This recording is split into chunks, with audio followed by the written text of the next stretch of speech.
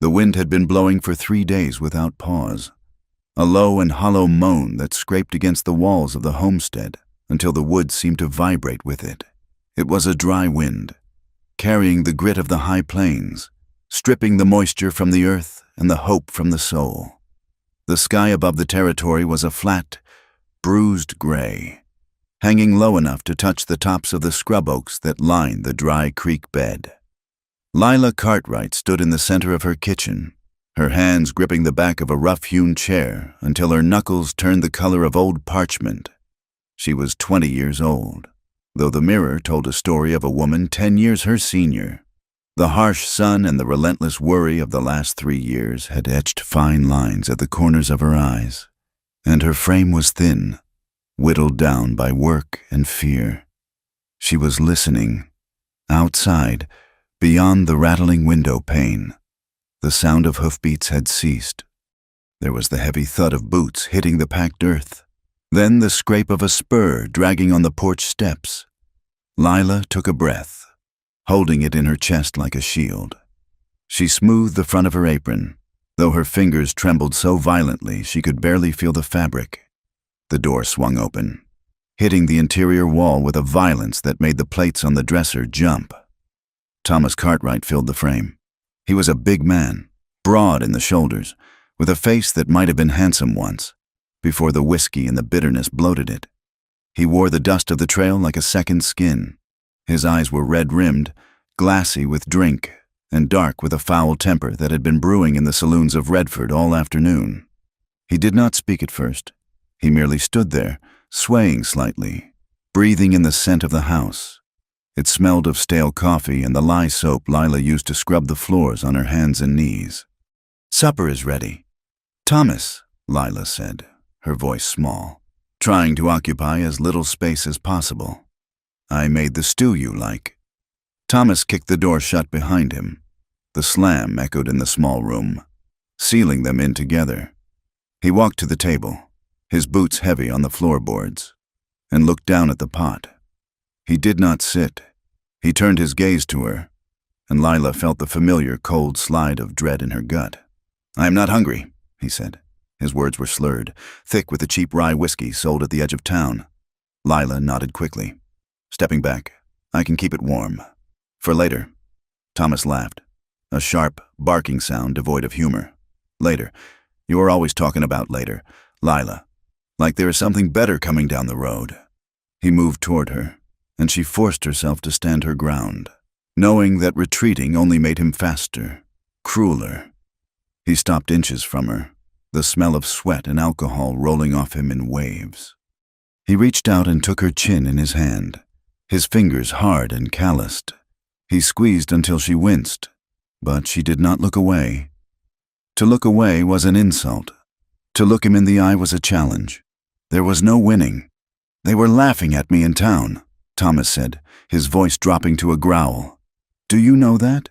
Laughing at Thomas Cartwright?" Lila swallowed, her throat dry. Why would they laugh? "Thomas?" "Because of you!" he roared, the sudden volume making her flinch. He shoved her backward. She stumbled, her hip catching the edge of the table. But she stayed upright, "because I married a girl from the gutter with nothing to her name, and she walks around town like a frightened rabbit. They say I cannot control my own house. They say I went soft. I have done everything you asked," Lila whispered. "Everything?" He stepped closer, his shadow falling over her. "You have done nothing. You are a burden. Lila, a mouth to feed, a waste of good land. I should have left you where I found you, starving in that shack with your drunkard father."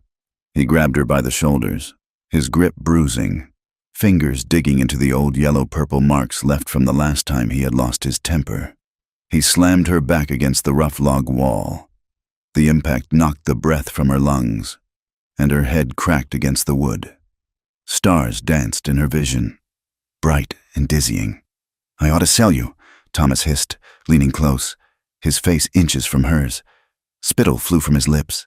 "There are men at the railhead who pay good money for women. Maybe that is where you belong. Not here, not in a decent man's house." The threat hung in the air, terrified and real. Lila knew he was capable of it. She saw the cruelty in his eyes, a deep, bottomless pit where his soul should have been.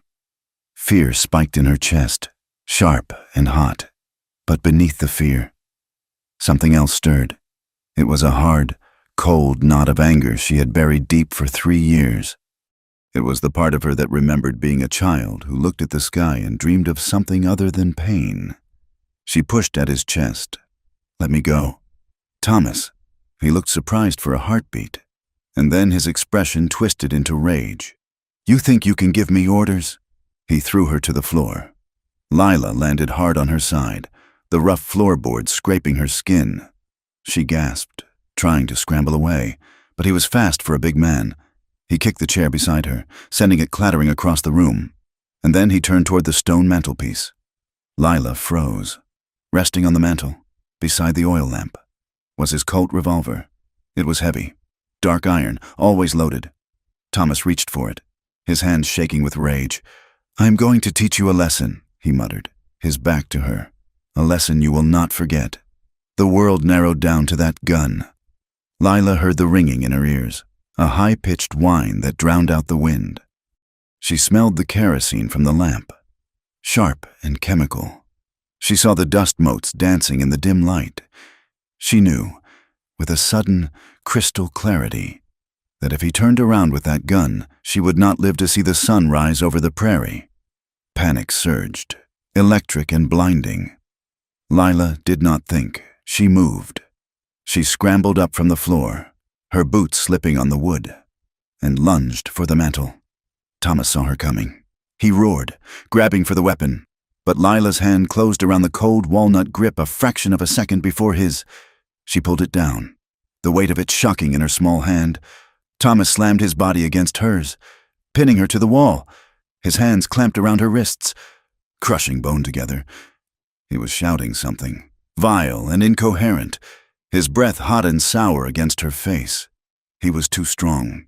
He was pushing her arm up, trying to wrench the gun free. Lila looked into his eyes and saw her death.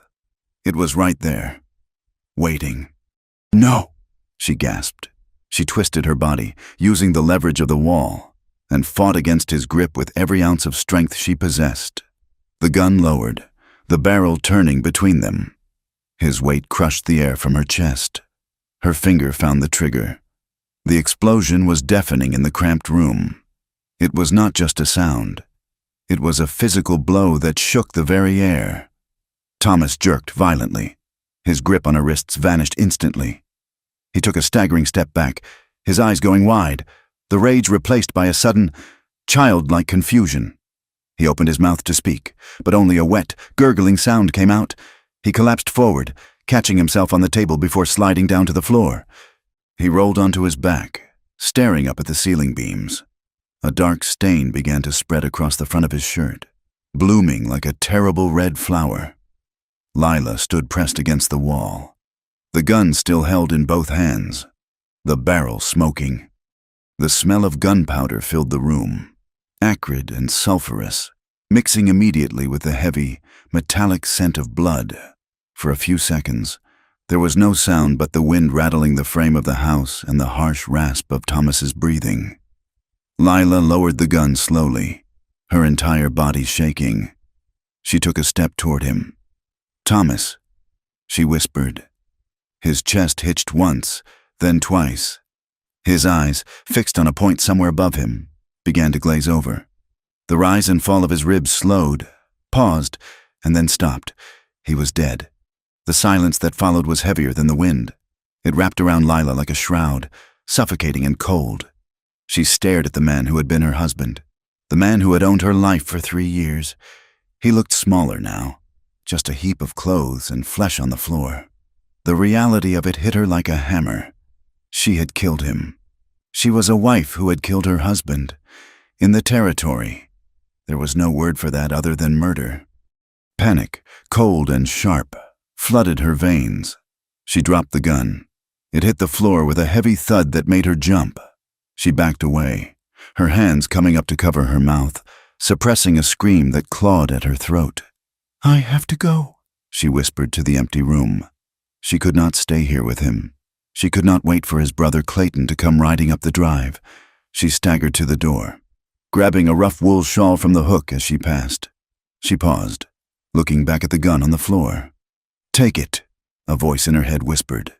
She scrambled back, snatched the revolver from the blood-spattered floorboards, and shoved it into the pocket of her dress. She ran out of the house, leaving the door wide open to the wind. Her horse, a mare named Bess, was tied to the rail, tossing her head nervously at the smell of powder and death. Lila untied the reins with fumbling fingers. She mounted awkwardly, her skirts bunching around her legs, and kicked the mare into a gallop. The cold air hit her flushed face like a slap. She tasted dust and iron on her tongue. She did not look back at the homestead. Crouched alone and dark against the horizon, she rode north, toward the only place where there was law, toward the town of Redford. Her heart pounded a frantic rhythm against her ribs, terror and a strange, terrifying freedom warring within her. Redford was a town carved out of stubbornness and mud. It sat on the edge of the territory, a collection of timber buildings huddled together against the vastness of the plains. There was a single main street, churned into deep ruts by wagon wheels and horse hooves. It boasted a livery stable that smelled of wet hay, a general store with dusty windows, a church with a leaning steeple, and a saloon that never seemed to close. At the far end of the street, sitting slightly apart as if in judgment of the rest, was the sheriff's office. Sheriff Jacob Harlow stepped out onto the boardwalk, pulling the collar of his coat up against the biting wind. He was a man of 40 years, with the lean, hard look of someone who had survived a war and then spent a decade trying to forget it.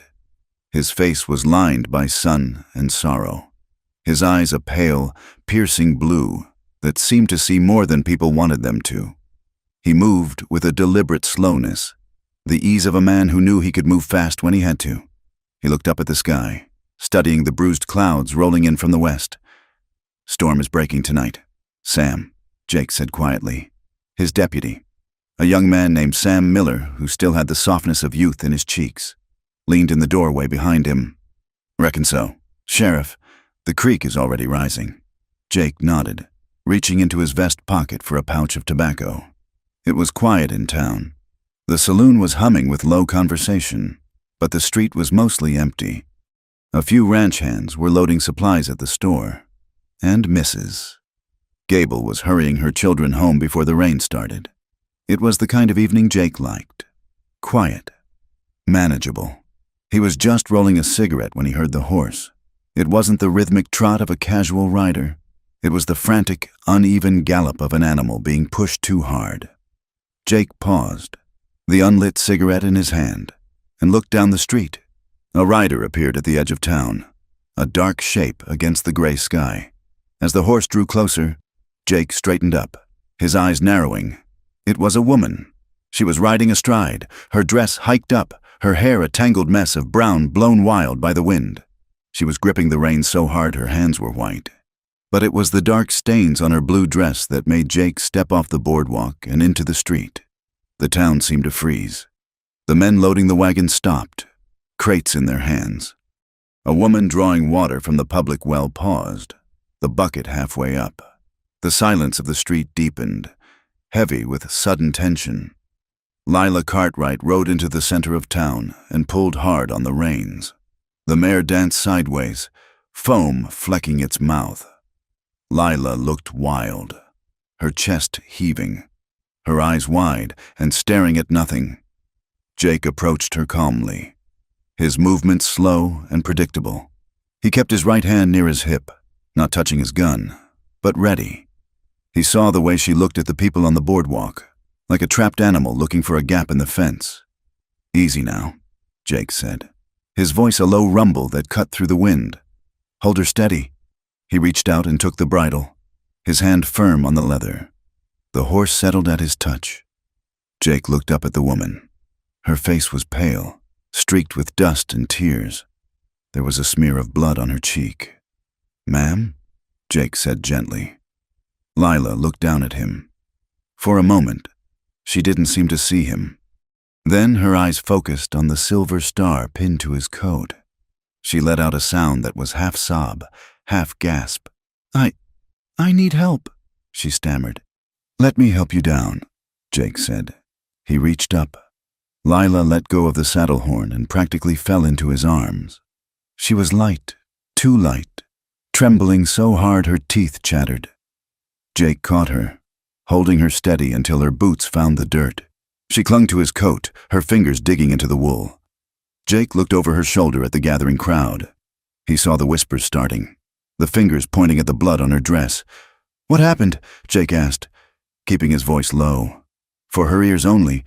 Are you hurt? Lila shook her head violently. No, it's not my blood. She pulled back slightly, looking up at him with eyes that were haunted by something terrible. I shot him, she whispered. Her voice cracked. I shot Thomas. Jake froze. The name hung in the air between them. Thomas Cartwright. One of the biggest ranchers in the county. A man with money, land, and a family that held a lot of sway in these parts. You shot Thomas Cartwright? Jake repeated, his tone carefully neutral. He was going to kill me, Lila said, her voice rising in hysteria. He had the gun. I didn't mean to. Is he dead? Oh, God. Tell me he isn't dead. Jake looked at the blood soaking the front of her dress. It was a lot of blood. He knew, with the instinct of a man who had seen too many battlefields, that Thomas Cartwright was likely not breathing. Sam, Jake called out without looking away from Lila. The deputy was at his side in an instant. Yes, Sheriff. Get the folks back. Clear the street. Take her horse to the livery. Sam nodded, eyes wide as he looked at Lila, but he moved to obey. All right, folks. Show's over. Move along now. Jake turned his attention back to Lila. Ma'am, you need to come with me. Now.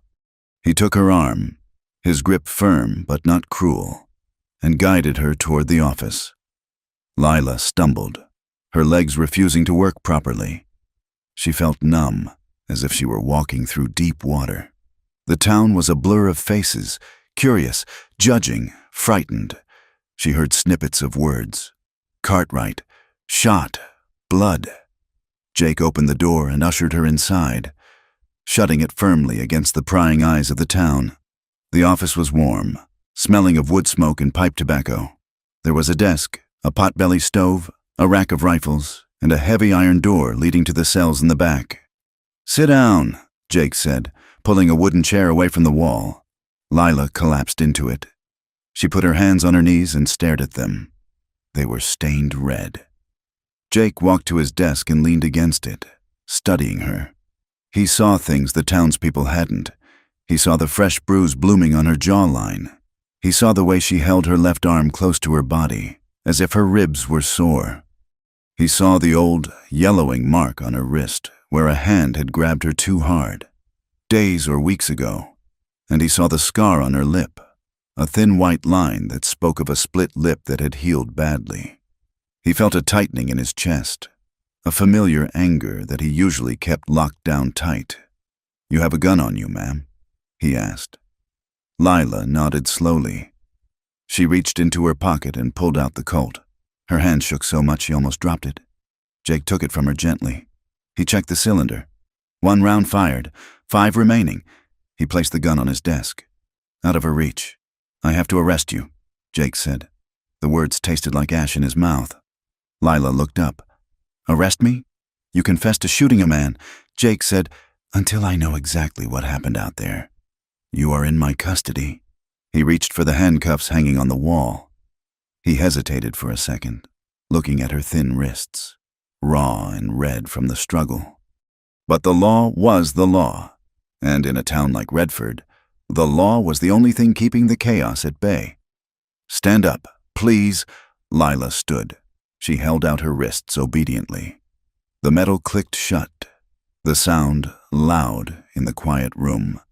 The cuffs were cold and heavy. Jake looked her in the eye. Tell me exactly what happened. Lila looked at the floor. He came home drunk. He was angry. He said he was going to sell me. He threw me down. He went for the gun.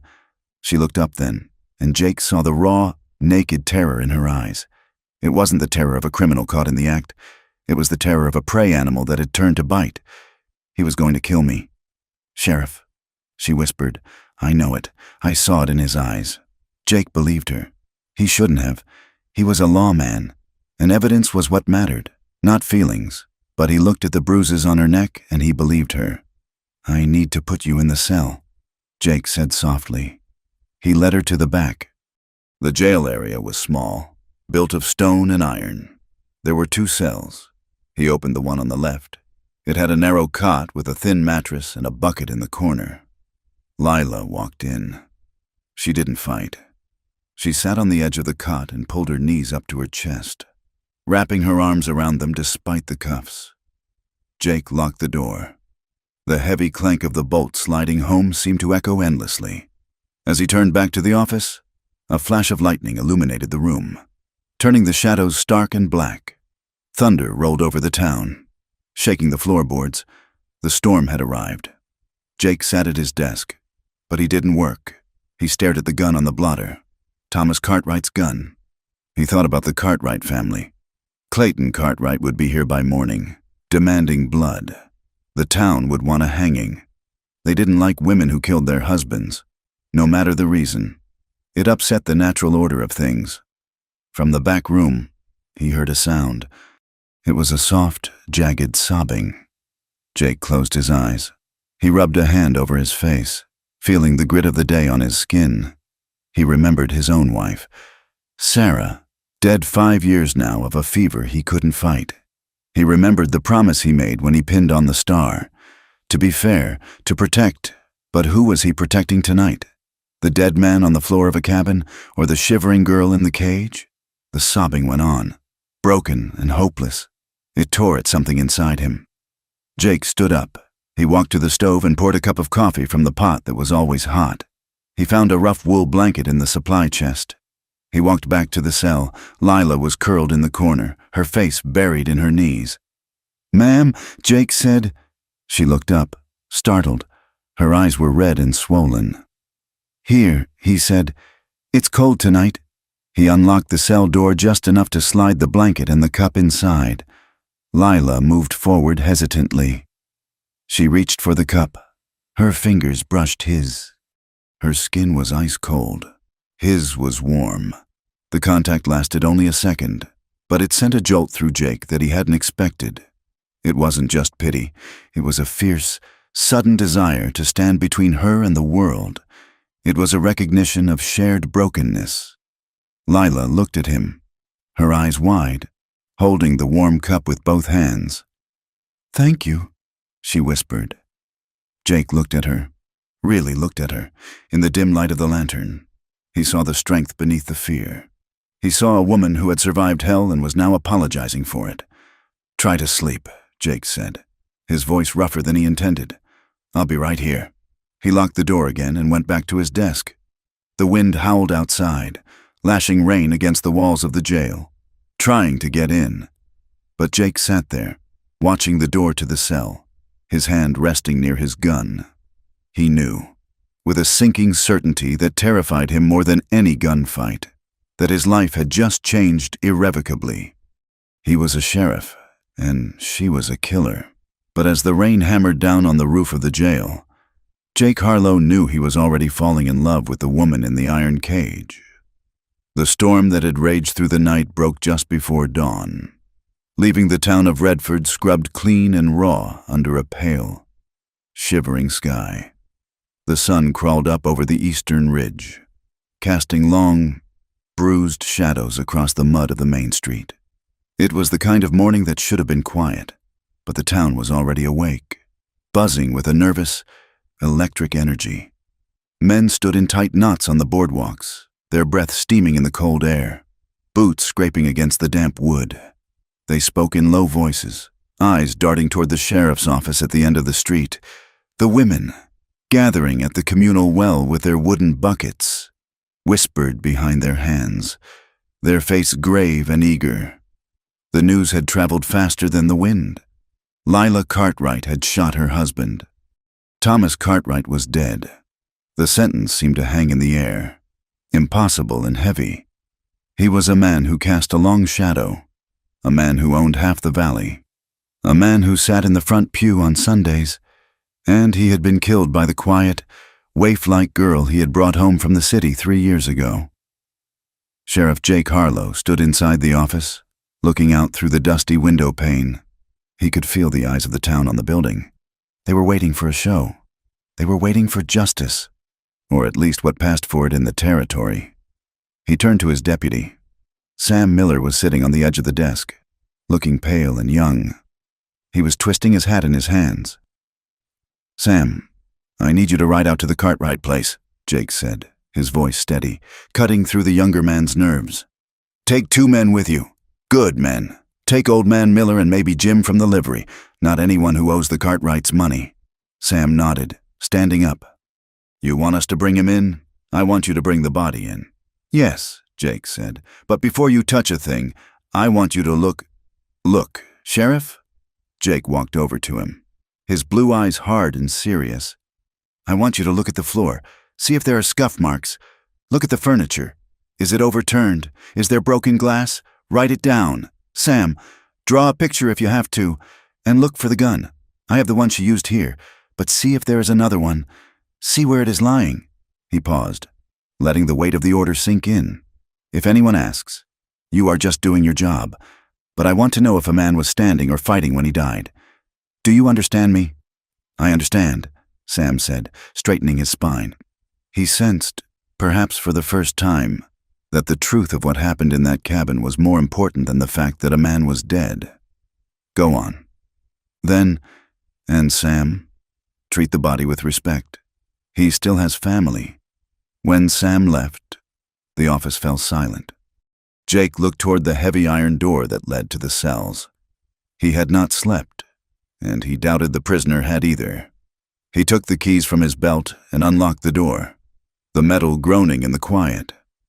Lila was sitting exactly where he had left her. She was wrapped in the wool blanket, her knees pulled up to her chest, staring at the stone wall opposite the cot. She did not look up when he entered. She looked smaller in the daylight, her face washed out and gray, her eyes dark hollows of exhaustion. Her hands, resting on the blanket, were trembling, a fine, rhythmic tremor that shook her whole frame. "Ma'am," Jake said softly. Lila flinched, her head snapping toward him. For a moment, her eyes were wild, unseeing, still trapped in the cabin with the sound of the gunshot. Then she focused on him, and her shoulders slumped. "Sheriff," she whispered. "I have some water heated," Jake said, "and a basin. There is a small room in the back here, used for storage. It has a lock on the inside. I thought you might want to wash up." Lila looked down at her dress. The blood had dried to a stiff, dark rust color. It covered her front, her sleeves, her hands. She stared at it with a detached horror, as if realizing for the first time that she was wearing the evidence of a life ended. "Yes," she said, her voice cracking. "Please." Jake led her to the small back room. He set a basin of steaming water on a crate, along with a bar of rough yellow soap and a clean rag. He placed a chair for her. "I will be right outside the door," Jake said. "Take your time." He stepped out and closed the door, leaning his back against the frame. He crossed his arms over his chest, listening. He heard the rustle of fabric, the splash of water, the clink of the tin cup against the basin. Inside the small room, Lila scrubbed at her skin until it burned. She washed the blood from her fingers, watching the water turn a pale, sickly pink. She stripped off the ruined dress, shivering in the cold air, and caught sight of herself in the small, warped shaving mirror hanging on a nail. She stopped. The bruises were blooming across her skin like storm clouds. There were dark purple marks on her upper arms where Thomas had grabbed her, a fresh, angry welt on her ribs, a cut on her lip, and older marks, yellow and green fading shadows on her shoulders and back. She touched the bruise on her neck, tracing the shape of a thumb. Shame washed over her, hot and suffocating. She had hidden these marks for years. She had worn high collars and long sleeves even in the heat of summer. She had lied to the neighbors. She had lied to herself. But as she looked at the map of pain written on her body, a strange, Cold relief settled in her chest alongside the shame. He did this, she whispered to the mirror. There was no hiding it now. If they hanged her, they would hang a woman who was already broken. If they looked at her, really looked at her, they would have to see what Thomas Cartwright was. The secret was out. The monster was dead. But he had left his signature all over her. Outside the door. Jake closed his eyes. He could hear her breathing, ragged, hitching breaths that sounded like she was fighting for air. He fought the urge to open the door, to check on her. He wanted to give her dignity, the only thing he could offer her now. But his mind kept drifting back to the glimpse of her wrists he had seen when he put the cuffs on her. The raw, red skin, the old scars. He felt a protective surge that had no place in a sheriff's heart. He felt guilty for it. He was supposed to be the law, impartial and cold. But he stood guard outside that door not like a jailer, but like a sentry protecting something precious. It was past noon when the wagon returned. The wheels creaked loudly in the silence of the street. Sam sat on the bench, his face grim. Behind him, under a heavy canvas tarp, lay the body of Thomas Cartwright. Two men rode behind the wagon, their hats pulled low. Jake stepped out to meet them. The townspeople pressed forward, a silent, morbid tide. But Jake held up a hand, stopping them at the edge of the boardwalk. "Take him to the undertaker," Jake said quietly to Sam. "Then bring your report to my desk." He did not lift the tarp. He did not need to see Thomas again. He needed to see where Thomas had died. Jake saddled his horse, a roan gelding named Rusty, and rode out of town. The wind had picked up again, cutting across the open prairie with a knife's edge. The land here was unforgiving. It was a wide, brown ocean of grass and dust, broken only by the occasional ravine or cluster of cottonwoods. The Cartwright homestead sat alone on a rise, miles from the nearest neighbor. It was a bleak place. The fences leaned under the weight of the relentless wind. The barn needed paint. There were no flowers, no garden, nothing to suggest softness or care. It was a working ranch, stripped to the bone. Jake tied his horse to the rail and walked up the steps. The door was still open, banging softly against the frame in the breeze. He stepped inside. The air in the cabin was cold and still smelled of metallic blood and the sulfur tang of burnt powder. Jake stood in the doorway, taking it in. He saw the chair on its side, skidded across the floor as if kicked. He saw the scuff marks on the wood where heels had dragged. He saw the table shoved askew, and he saw the blood, a dark pool on the floorboards, already tacky and drying. Jake walked through the room slowly, careful where he stepped. He crouched down near the wall. There was a dent in the plaster, right at the height of a woman's head. He touched it, fresh. He looked at the mantelpiece, a spot in the dust where a gun had rested. He moved to the kitchen area. On the floor, swept into a corner but still visible, were the shards of a broken plate. Not from yesterday. Old shards, and a hole in the wall that looked like it had been made by a fist. Jake took out his notebook and a pencil. He began to sketch the room. He marked the position of the chair, the blood, the dent in the wall. This was not a murder in cold blood. A blind man could see that. This was a fight, a desperate, terrified struggle in a room that was too small for the violence it held. He stood up, looking around the bleak cabin. He imagined Lila here, day after day, alone in this wind-battered box with a man who put his fist through walls. He imagined the silence of the prairie pressing in on her, with no one to hear her scream. An anger, cold and hard, settled in his gut. He swallowed it down. He was a lawman. He dealt in facts, and the facts were telling him that Lila Cartwright had been fighting for her life long before she pulled that trigger.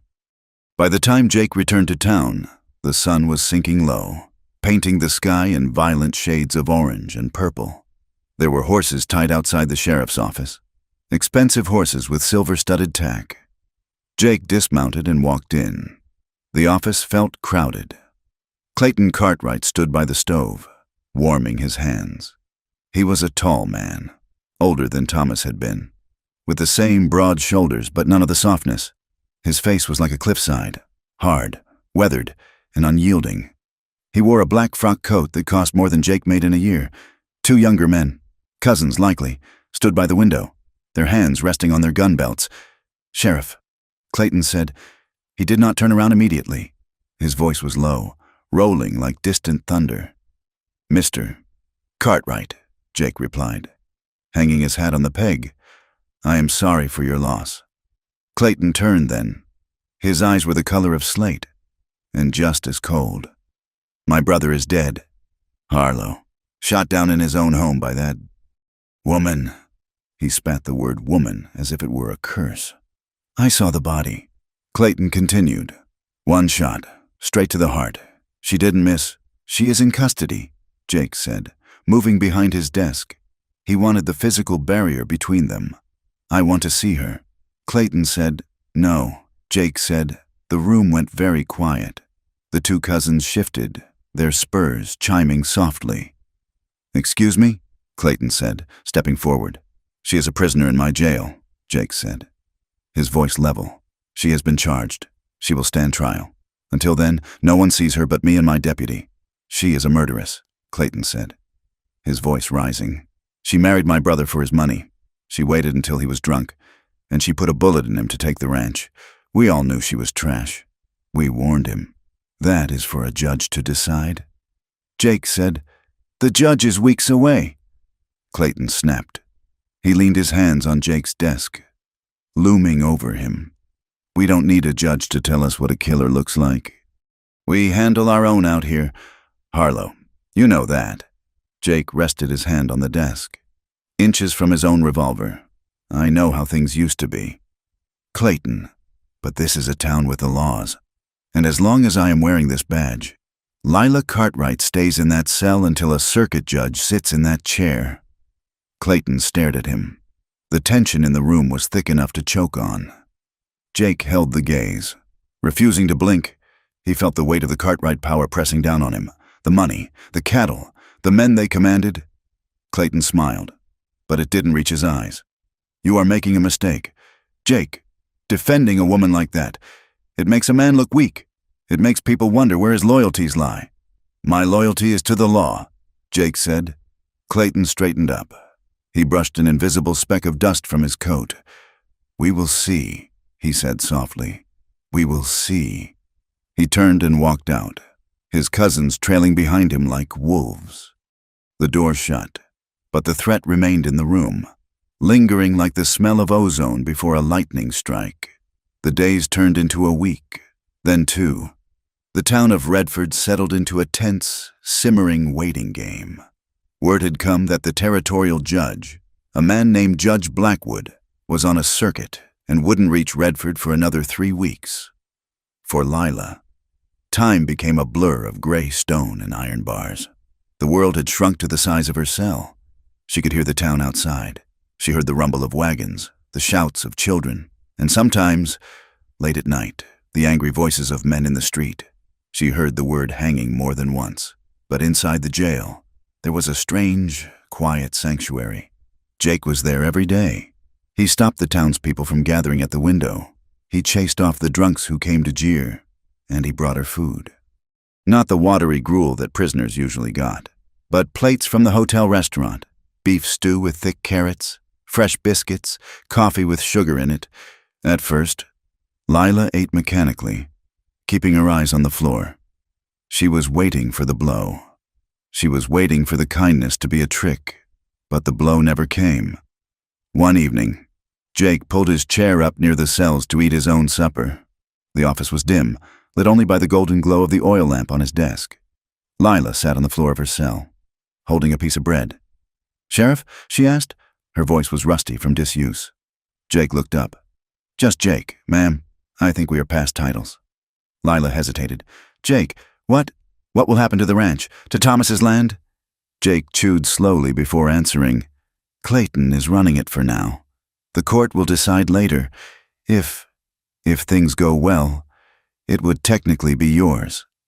Lila let out a short, bitter laugh. "Mine? I don't want it. I never wanted it." She looked at him through the bars. The shadows lay heavy across her face. making her look young and old all at once. "My father owed Thomas $400, she said quietly. "It wasn't a courtship, Jake, it was a transaction. Thomas saw me at the general store in Abilene. He told my father he would clear the debt if I came with him." Jake stopped eating. He sat very still. "I was 17, Lila said. She was talking to the bread in her hands. I thought maybe he was a good man." He smiled at everyone in town. He bought candy for the children. He tipped his hat to the ladies. She looked up, her eyes wet. How can a man be two different people? How can he be so kind on the street and a devil in his own house? Jake felt a pain in his chest that had nothing to do with the law. He thought of the broken plate in the cabin, the dent in the wall. Some men are broken.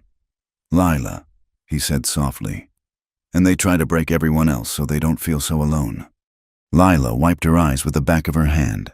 "I tried to be good. I cooked, I cleaned, I never spoke back, but it was never enough." Jake stood up. He walked to the bars. He wanted to reach through to take her hand, but he held himself back. "I went to the cabin. Lila," he said. She froze. "I saw the room. I saw the chair he kicked over. I saw the marks on the wall." Lila looked at him, her breath hitching. "I saw the struggle," Jake said firmly. "I know you didn't just walk up and shoot him. I know you were fighting for your life." Tears spilled over her lashes, tracking through the dust on her cheeks.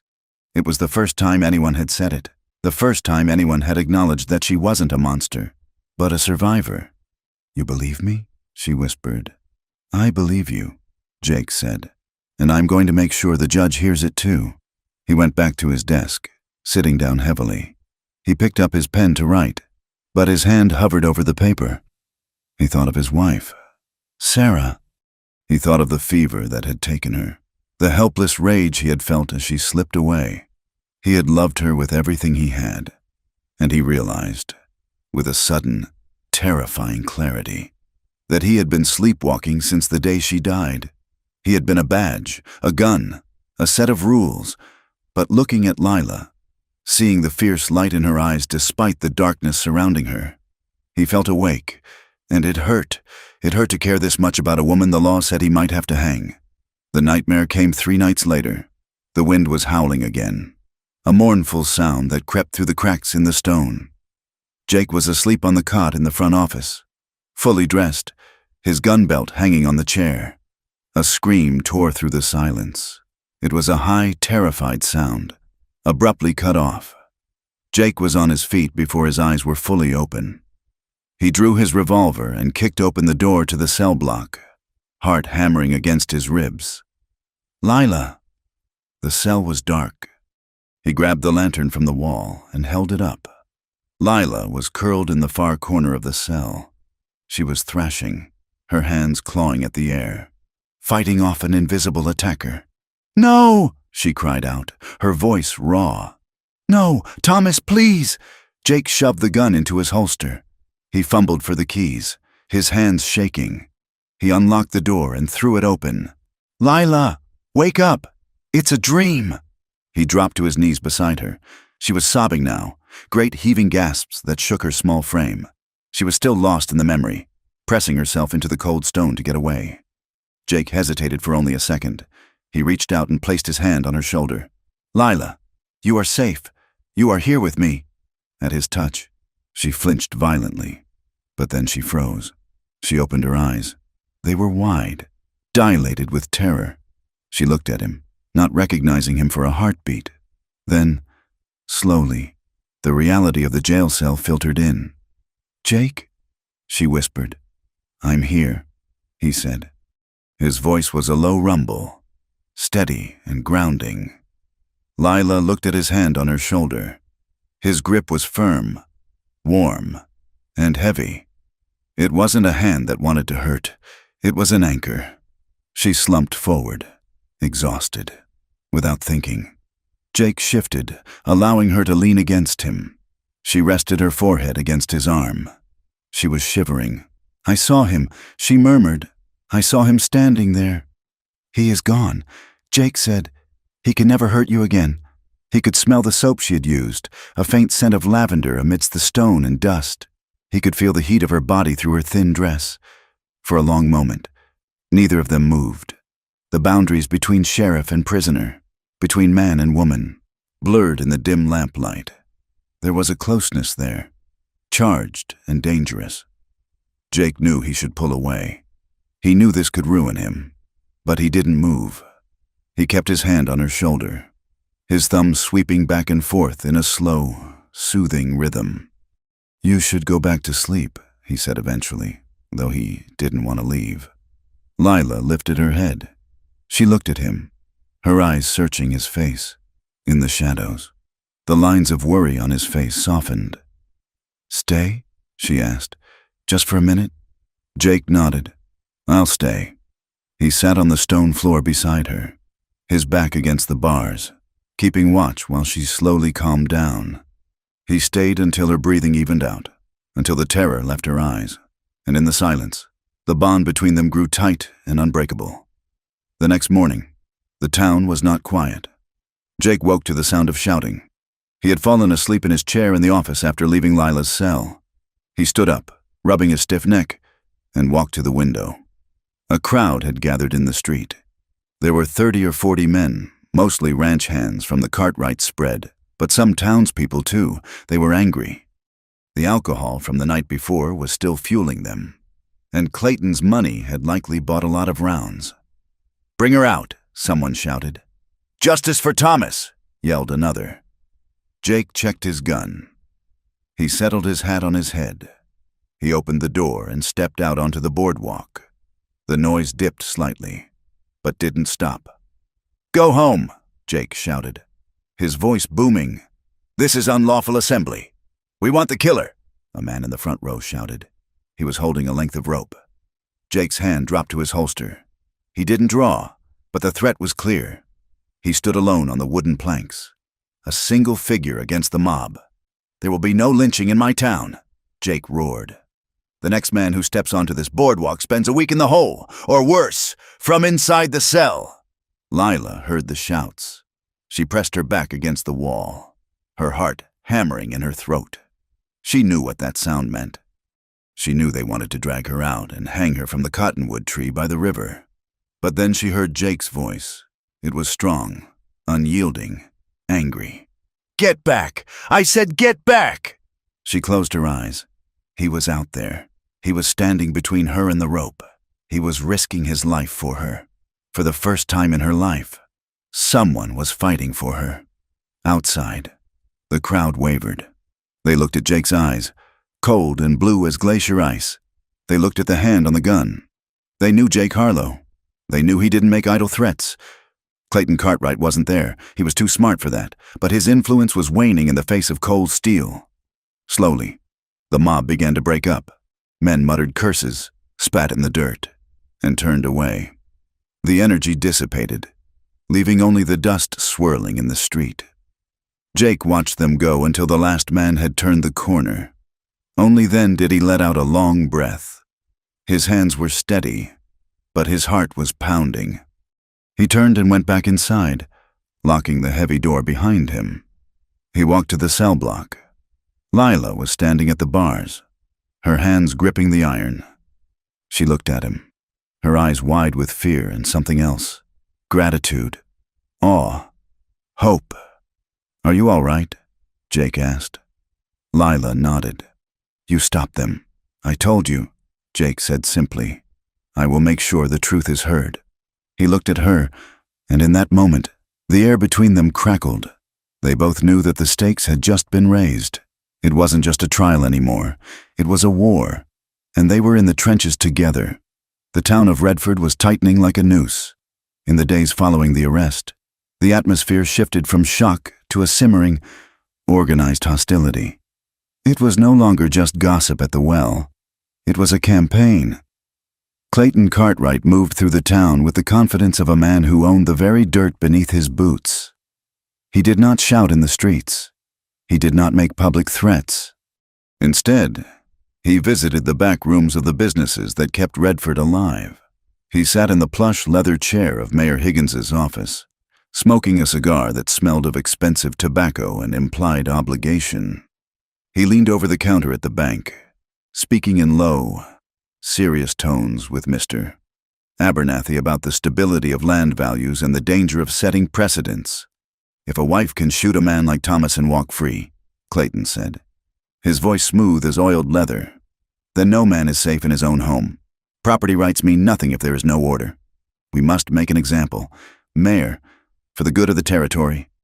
Money changed hands, not in bags of gold passed in alleyways, but in the subtle erasing of debts, the promise of new contracts, and the sudden approval of loans that had been stalled for months. By midweek, the mood in the Golden Steer Saloon had turned ugly. Men who owed Clayton favors, or who simply feared his reach, began to talk loudly enough for everyone to hear. "Swift justice is what we need," a cattle drover named Bill declared, slamming his mug on the bar. "Why wait for some city judge to come down here and tell us how to handle our business? She killed him. That is the beginning and the end of it." Sheriff Jake Harlow stood at the far end of the bar, nursing a coffee that had gone cold. He kept his hat pulled low, but he heard every word. He watched the nods of agreement ripple through the room. He saw the way the bartender, a man Jake had known for 10 years, avoided his gaze. The realization settled in Jake's gut like a stone. The trial was being rigged before the judge even saddled his horse. The jury would be drawn from these men, or men like them, men whose livelihoods depended on the goodwill of the Cartwright family. Jake stepped out into the night air, the noise of the saloon fading behind him. He touched the badge pinned to his chest. It felt heavy, a piece of cold tin that suddenly seemed to weigh more than he could carry. He was trapped. He was sworn to uphold a law that was being bought and sold by the pound, and his only ally was a terrified woman locked in a cage. The next morning, Jake pinned a note to the door of the office. "Back by noon. Deputy Miller in charge." He saddled his roan, rusty, and rode out of town, heading west away from the Cartwright spread. He needed ammunition, not bullets, but truth. His first stop was the Hensley homestead, a small, struggling patch of land 3 miles from where Thomas and Lila had lived. Mrs. Hensley was a widow, a woman carved from the same hard wood as the fence posts she maintained. She was hanging laundry on a line that snapped in the relentless wind when Jake rode up. She watched him approach with wary eyes, wiping her hands on her apron. "Morning, Sheriff," she said, not smiling. "Morning, Mrs. Hensley," Jake said, tipping his hat. "I need to ask you a few questions about your neighbors." "Mrs."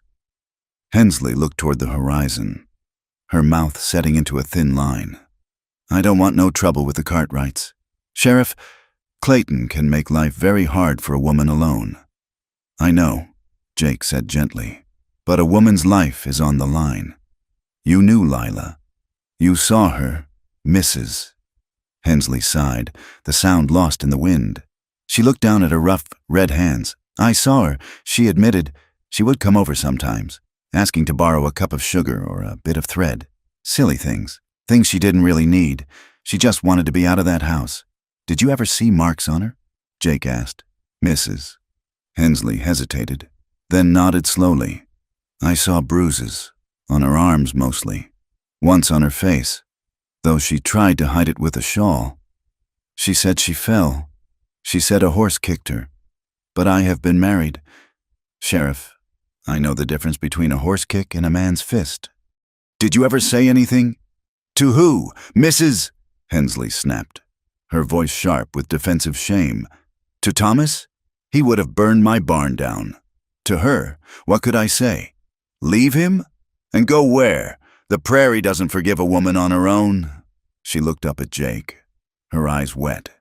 He was a devil when the drink took him. "Sheriff, I could hear him shouting sometimes, even from here. I would hear things breaking, and then silence. The silence was worse." Jake wrote it all down in his notebook, his handwriting cramped and precise. "Thank you, Mrs. Hensley." He rode on, the anger in his chest burning hotter. His next stop was a small cabin nestled in a grove of cottonwoods near the creek, closer to the reservation line. It belonged to Raina, a native woman who served as a midwife and healer for the families who couldn't afford, or didn't trust, the town doctor. Raina was grinding herbs in a stone bowl when Jake entered. She did not look surprised to see him. She gestured to a stool. "You come about the Cartwright girl," Raina stated. It was not a question. "I did," Jake said.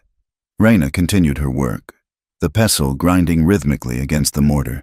I wondered when someone would ask, "What can you tell me?" Raina stopped. She looked at Jake with dark, unreadable eyes.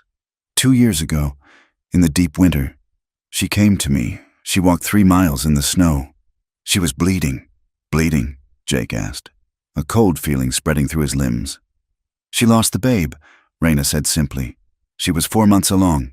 She said she slipped on the ice, but when I examined her, I saw the boot mark on her stomach." Jake felt the blood drain from his face. He gripped the edge of the table, his knuckles turning white. "A boot mark. She begged me not to tell," Raina continued softly. "She said Thomas wanted a son more than anything. She said if he knew he had killed it, he would kill her too. So we buried the little one out back, under the willow tree.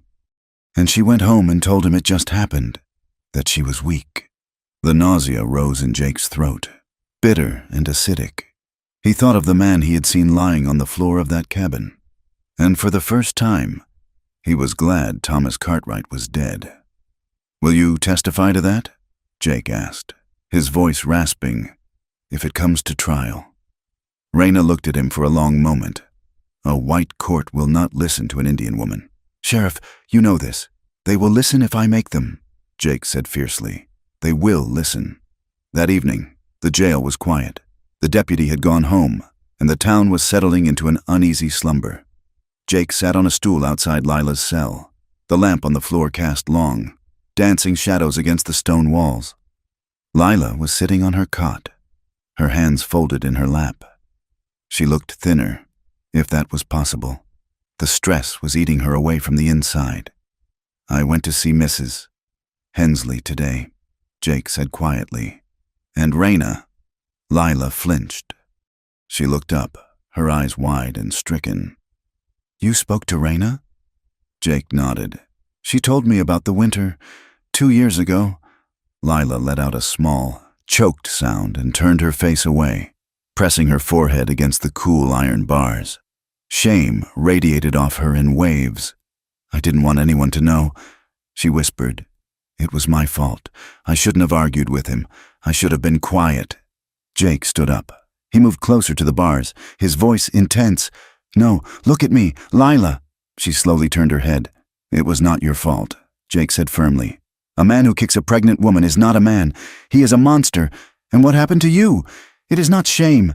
It is proof." "Proof?" Lila asked, tears spilling over. "Proof that you survived," Jake said. "Proof that you endured more than any soldier I ever served with." Lila looked at him, searching his face for any sign of disgust. She found none. She saw only a fierce, burning compassion that made her heart ache. "I don't want them to know," she whispered. "The town, they will think I am weak. They will talk about my baby. They are already talking." "Lila," Jake said gently, "but they are telling lies. We need to tell the truth. When the judge comes, you need to tell him everything, about the beatings, about the threats, about the baby."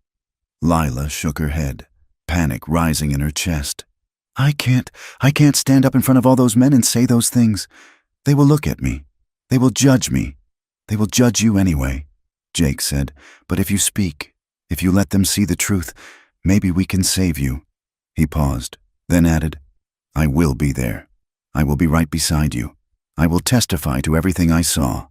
I will put my reputation, my badge, my life on the line for you. You will not be alone." Lila looked at him, and the terror in her chest eased. Just a fraction. He was a solid rock in a shifting sea. "I brought you something," Jake said, changing the subject to give her a moment to breathe. He reached for a bundle on his desk and passed it through the bars. "Mrs. Gable at the church sent it over." He lied. It was actually a dress he had bought himself from the general store, asking the clerk to keep it quiet. But he didn't want Lila to feel indebted to him. Lila unfolded the fabric. It was a simple dress made of blue calico, clean and neatly pressed. It wasn't fancy, but it was whole. It didn't have blood on it. She held the fabric to her chest, the scent of fresh soap filling her nose. She wasn't used to kindness. Kindness usually came with a price tag attached. "Thank you," she whispered. She looked up, and their eyes met through the steel barrier. The air in the small cell block suddenly felt thick, charged with an electricity that made the hair on Jake's arms stand up. He wanted to reach out. He wanted to brush the tear from her cheek. He wanted to unlock the door and pull her into the safety of his arms and never let go. He raised his hand, his fingers hovering inches from the bars. Lila leaned forward slightly, her breath hitching. She wanted him to touch her. She wanted to feel that warmth again. But Jake stopped. He curled his fingers into a fist and lowered his hand. He was the sheriff. She was his prisoner. There were lines he could not cross. Not yet. "Good night, Lila," he said, his voice rough. "Good night, Jake," she replied softly. The restraint between them was more intimate than a touch. It was a promise of something that could be, if they both survived the storm that was coming. The storm broke 2 nights later, but it wasn't rain and wind. It was men and violence. It was 3 in the morning. The moon was hidden behind heavy clouds, leaving the alley behind the jail in pitch blackness. Jake was asleep in the front office, dozing fitfully in his chair with his feet on the desk. At the back of the building, a glass pane shattered. The sound was sharp and shocking in the silence. It was followed immediately by the heavy thud of boots on the floorboards of the storage room. Lila woke with a gasp. She sat up in the darkness of her cell, her heart pounding. She heard the latch of the inner door rattle. "Jake!" she screamed. "Jake! In the office!" Jake was already moving. He hit the floor running, his gun drawn before he was fully upright. The door to the cell block burst open, but it wasn't Jake. It was a man with a bandana covering his face, holding a heavy, devastating shotgun. 2 others were behind him. They weren't trying to be quiet anymore. They rushed the cell. "Get the keys!" one of them shouted. Lila scrambled back into the corner, pressing herself against the stone. These men weren't here to free her. She saw it in their eyes. They were here to silence her. Jake kicked the office door open, the lantern in the front room casting a long beam of light into the chaos. "Drop it!" Jake roared. The man with the shotgun spun around. Jake fired. The shot was deafening in the enclosed space. The bullet took the man in the shoulder, spinning him around. The shotgun blasted into the ceiling, raining plaster down on them. The other 2 men didn't run. One of them lunged at the bars of Lila's cell. He reached through, his hand grabbing a fistful of her dress, yanking her forward. "Come here, you witch!" he snarled. Lila screamed. Clawing at his hand, he slammed her against the bars, her head cracking against the iron. He was trying to get a clear shot at her through the gaps. Jake didn't hesitate. He charged. He couldn't shoot. Lila was in the line of fire. He slammed the butt of his pistol into the back of the attacker's head. The man crumpled. The third man, seeing the tide turn, bolted for the back window. "Let him go!" Jake yelled to the empty room, breathless. He stood over the 2 men on the floor. One was groaning, clutching his shoulder. The other was unconscious. Jake kicked the shotgun away into the corner. He turned to the cell. "Lila?" She was on the floor, holding her head. Blood was trickling from a cut on her forehead where she had hit the bars. She was shaking so hard her teeth rattled. Jake unlocked the door with fumbling fingers. He rushed in and dropped to his knees. "Let me see," he said, his voice trembling. "Let me see." He tilted her head back gently. The cut was shallow, but a bruise was already forming on her arm where the man had grabbed her. "I'm all right," Lila stammered. "I'm all right." Jake pulled back, looking at her. His hands were shaking uncontrollably. He realized, with a sick jolt, that he was terrified. He had faced cannon fire in the war. He had faced down gunmen in the street, but nothing had ever scared him like the sight of that gun pointed at her cell. "They tried to kill me," Lila whispered. Jake nodded grimly. "They tried to make it look like a jailbreak, like you were trying to escape and got shot." He stood up, his face hardening into a mask of cold fury. He dragged the conscious man out of the cell block and handcuffed him to the stove in the front office. The unconscious one he dragged out next. He knew these men. They were drifters, hired hands who worked the seasonal roundup for the Cartwrights. "Clayton sent you, didn't he?" Jake demanded, leaning over the wounded man. The man spat blood on the floor. "Go to hell, Sheriff." By morning, the town was in an uproar. The story that circulated wasn't the truth. The story, twisted by Clayton's allies, was that Lila's accomplices had tried to break her out, and the sheriff had barely held them off. See, the whispers went, "She brings violence wherever she goes. Men don't go to that kind of trouble unless there is something to fear. She is dangerous." Jake heard the talk. He knew the truth was the opposite. They feared what she would say. They feared the midwife's testimony. They feared the bruises. The jail didn't feel safe anymore. The back window was boarded up, but the vulnerability remained. The cell was a cage, and cages were easy to shoot into. "I'm moving you," Jake told Lila that afternoon. "Moving me where?" Lila asked, fear sparking in her eyes. "To the county prison?" "No," Jake said. "That's what they want. You'd never make it there alive." He led her out of the cell, through the office, and into the small back room where she had washed that first day. He had cleared out the crates and set up the cot. It had no bars. It had a solid wooden door that opened into his office. "You will stay here," Jake said. "I will sleep at my desk, right on the other side of this wall. No one gets in here without going through me first." It was a breach of protocol. It was likely illegal. But Jake didn't care. That night, the new arrangement changed everything. There were no bars between them now, just a thin wall of pine boards.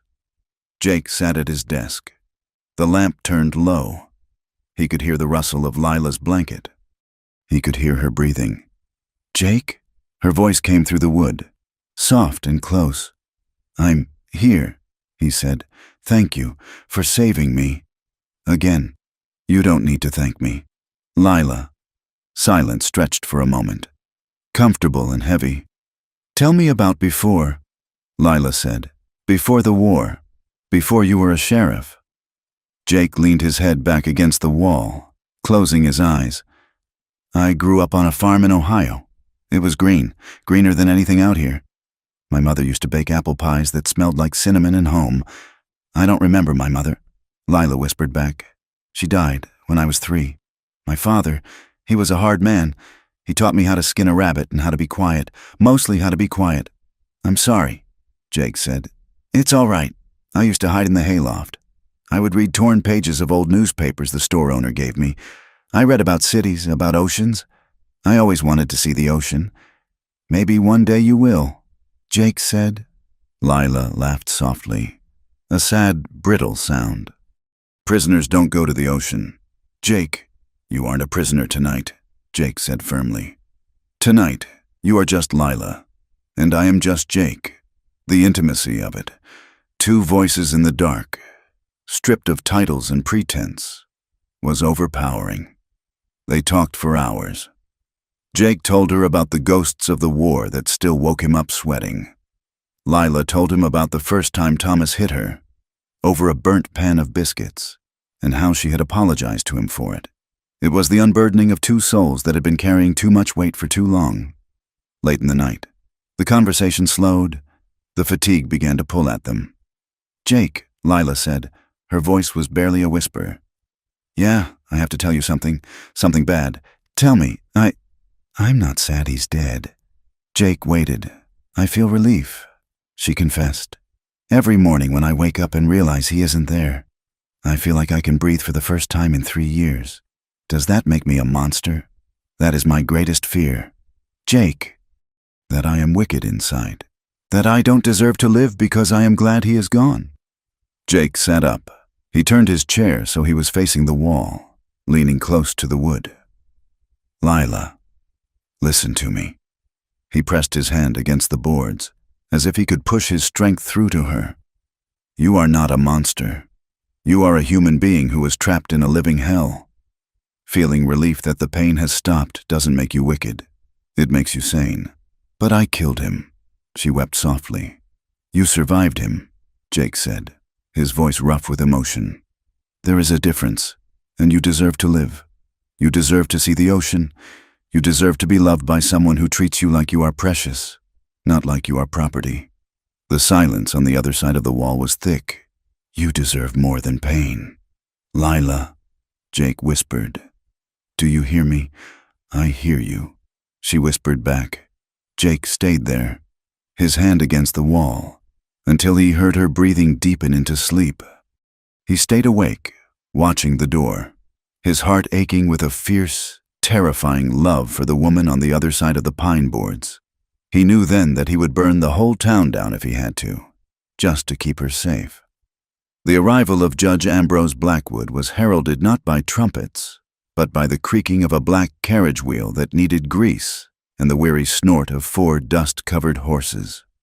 He rode into Redford on a Tuesday afternoon, bringing with him a clerk, a bailiff, and the suffocating weight of the territorial law.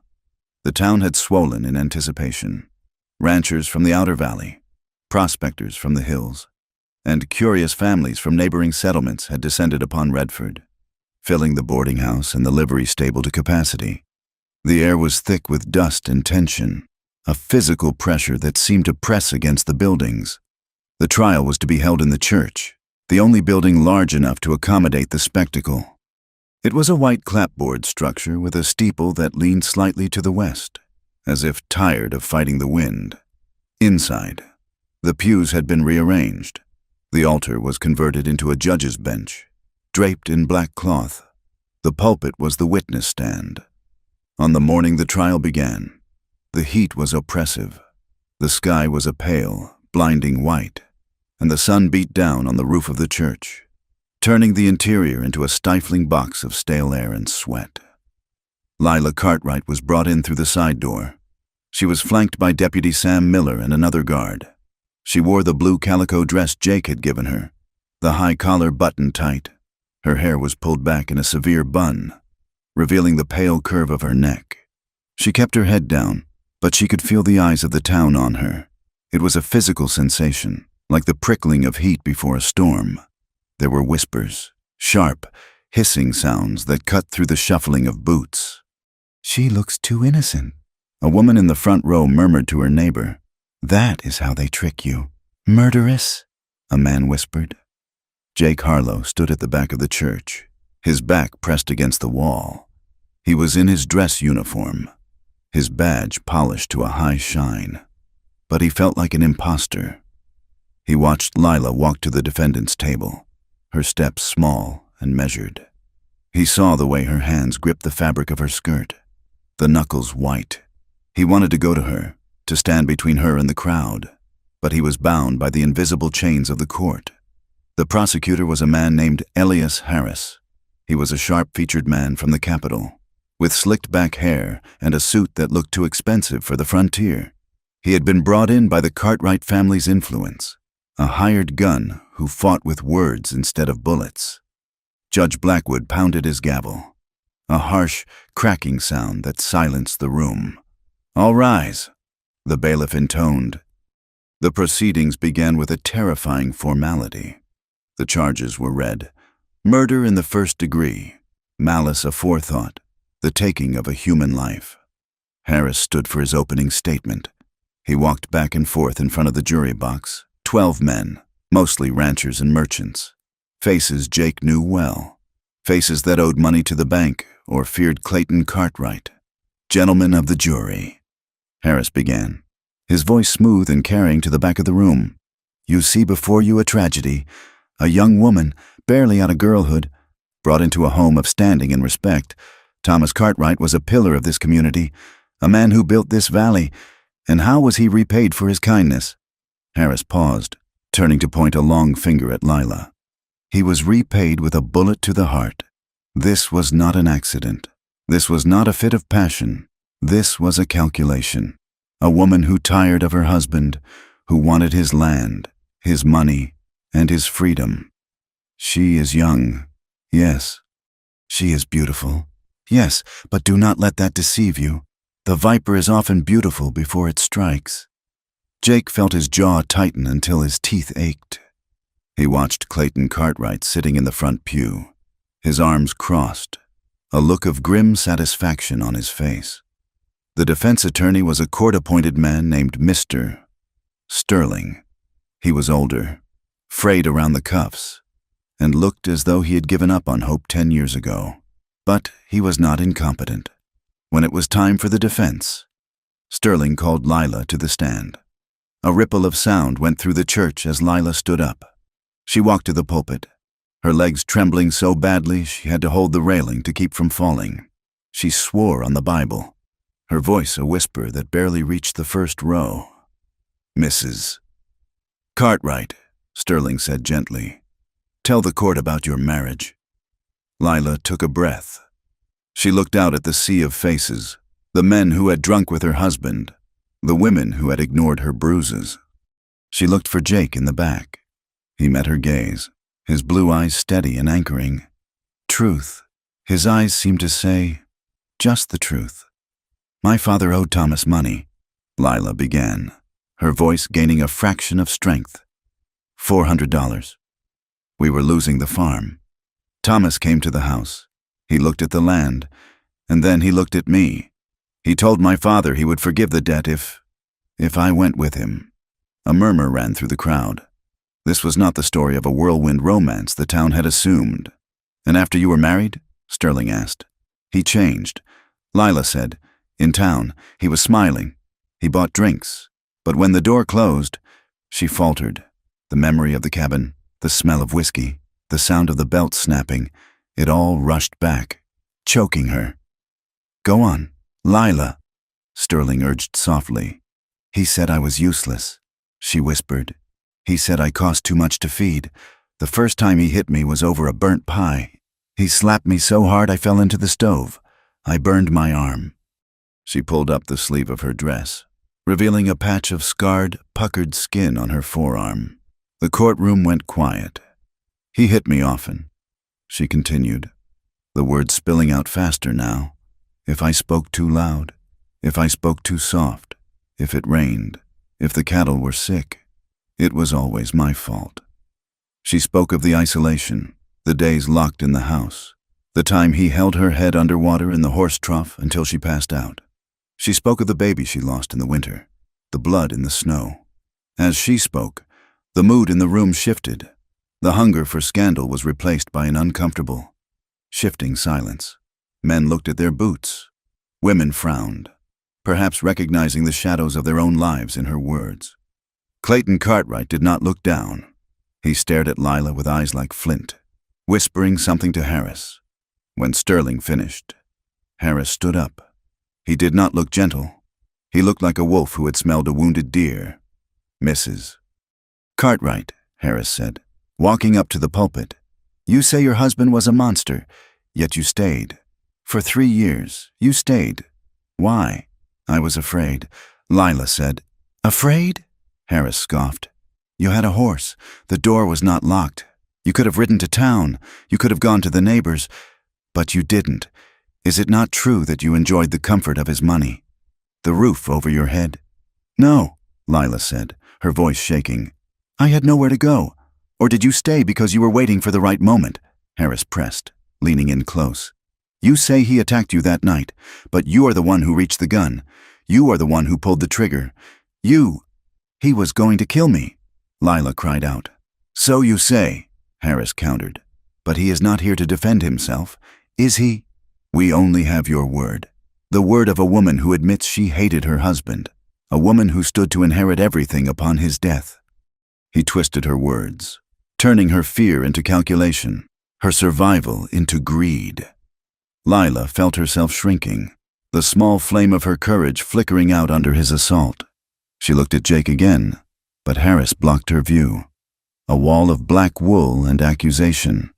When Lila stepped down, she looked exhausted, as if she had run 10 miles. The prosecution called their witnesses, men who claimed Thomas was a saint, neighbors who said they never heard a scream. Then, it was time for the defense to call Sheriff Harlow.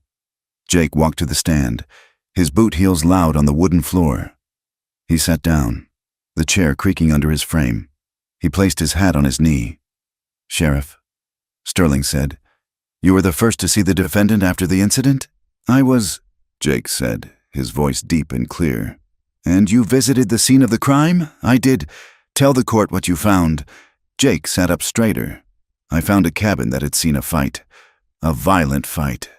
I found a heavy oak chair kicked over on its side. I found scuff marks on the floorboards that indicated a struggle for leverage. I found a dent in the plaster wall at shoulder height, consistent with a person being thrown against it. And the body? Thomas Cartwright was lying on his back, but the blood trail showed he had fallen forward first. On to the defendant. Did you observe any injuries on Mrs. Cartwright?" Harris stood up. "Objection. The sheriff is not a doctor." Judge Blackwood waved a hand. "Overruled. The sheriff may state what he saw." Jake looked directly at the jury. "I saw bruises on her wrists, distinct finger marks. I saw a fresh bruise on her jaw. I saw a cut on her lip, and when she was processed, I saw older bruising on her neck and shoulders. Yellow and green marks, the kind that come from repeated trauma." He let the words hang in the hot air. Repeated trauma. "In my professional opinion," Jake said, his voice hard, "the evidence at the scene is entirely consistent with a struggle for the weapon in self-defense. It is not consistent with a premeditated murder." Sterling sat down, looking satisfied. Harris stood up slowly.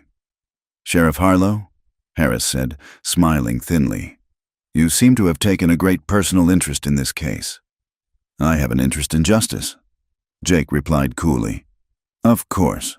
Tell me, Sheriff, is it true that you have provided the prisoner with meals from the hotel? That you bought her the dress she is wearing today? That you moved her from a cell to a private room in your own office?" Jake felt a flush of heat rise up his neck. It is standard procedure to protect a prisoner when there are threats against her life. "Threats? Or is it simply that you have a soft spot for a pretty face?" Harris asked, his voice dripping with insinuation. The crowd murmured. The implication was clear. The sheriff was thinking with his heart, not his head. "I did my duty," Jake said, his voice tight. "Did you?" Harris asked. "Or are you seeing what you want to see? You are a widower, are you not, Sheriff? A lonely man. Perhaps you see a damsel in distress where there is only a cold-blooded killer." "I see the facts," Jake snapped, his composure cracking. "And the facts say she was beaten." "No further questions," Harris said, turning his back on him dismissively. Jake stepped down, his blood boiling. He felt exposed, stripped naked in front of the town. He knew Harris had planted the seed of doubt. If the sheriff was in love with her, his testimony was tainted. And the terrifying part was, Harris was right. He was in love with her. During the recess, a bailiff approached Jake. "The judge wishes to see you in his chambers." Jake walked to the small vestry room at the back of the church. Judge Blackwood was sitting in a high-backed chair, wiping his forehead with a handkerchief. He looked tired and old. "Close the door." "Sheriff." Jake closed it. "Sheriff Harlow," Blackwood said, not looking up. "You are a good lawman. I have seen your record. You kept the peace in this valley when it was nothing but wolves and outlaws." "Thank you, Judge. But today," Blackwood said, looking up with sharp, gray eyes, "you walked a very fine line." "I told the truth," Jake said. "You told the truth," Blackwood corrected. "But Mr. Harris raised a valid point, however crudely he phrased it. Your impartiality is in question. My feelings do not change the evidence at the scene," Jake argued. "Perhaps not, but they change how that evidence is perceived." Blackwood sighed. "I am warning you, Jake, do not let your heart interfere with the law. If you cross that line, I cannot protect you. And more importantly, you will do that young woman no favors if the jury thinks she seduced the sheriff to save her neck." Jake stood stiffly. "I understand, Your Honor." "Do you?" Blackwood asked softly. "I wonder." That night, the jail was silent as a tomb. The trial was over. The closing arguments had been made. The jury would deliberate in the morning. Lila was back in the secure room behind the office. She was sitting on the cot, staring at her hands. She looked ghostly pale in the moonlight that filtered through the boarded window. Jake unlocked the door and stepped in. He carried a tray of food, but neither of them looked at it. He set the tray on the crate and sat on the edge of the desk chair, facing her. "You did well today," Jake said quietly. Lila shook her head.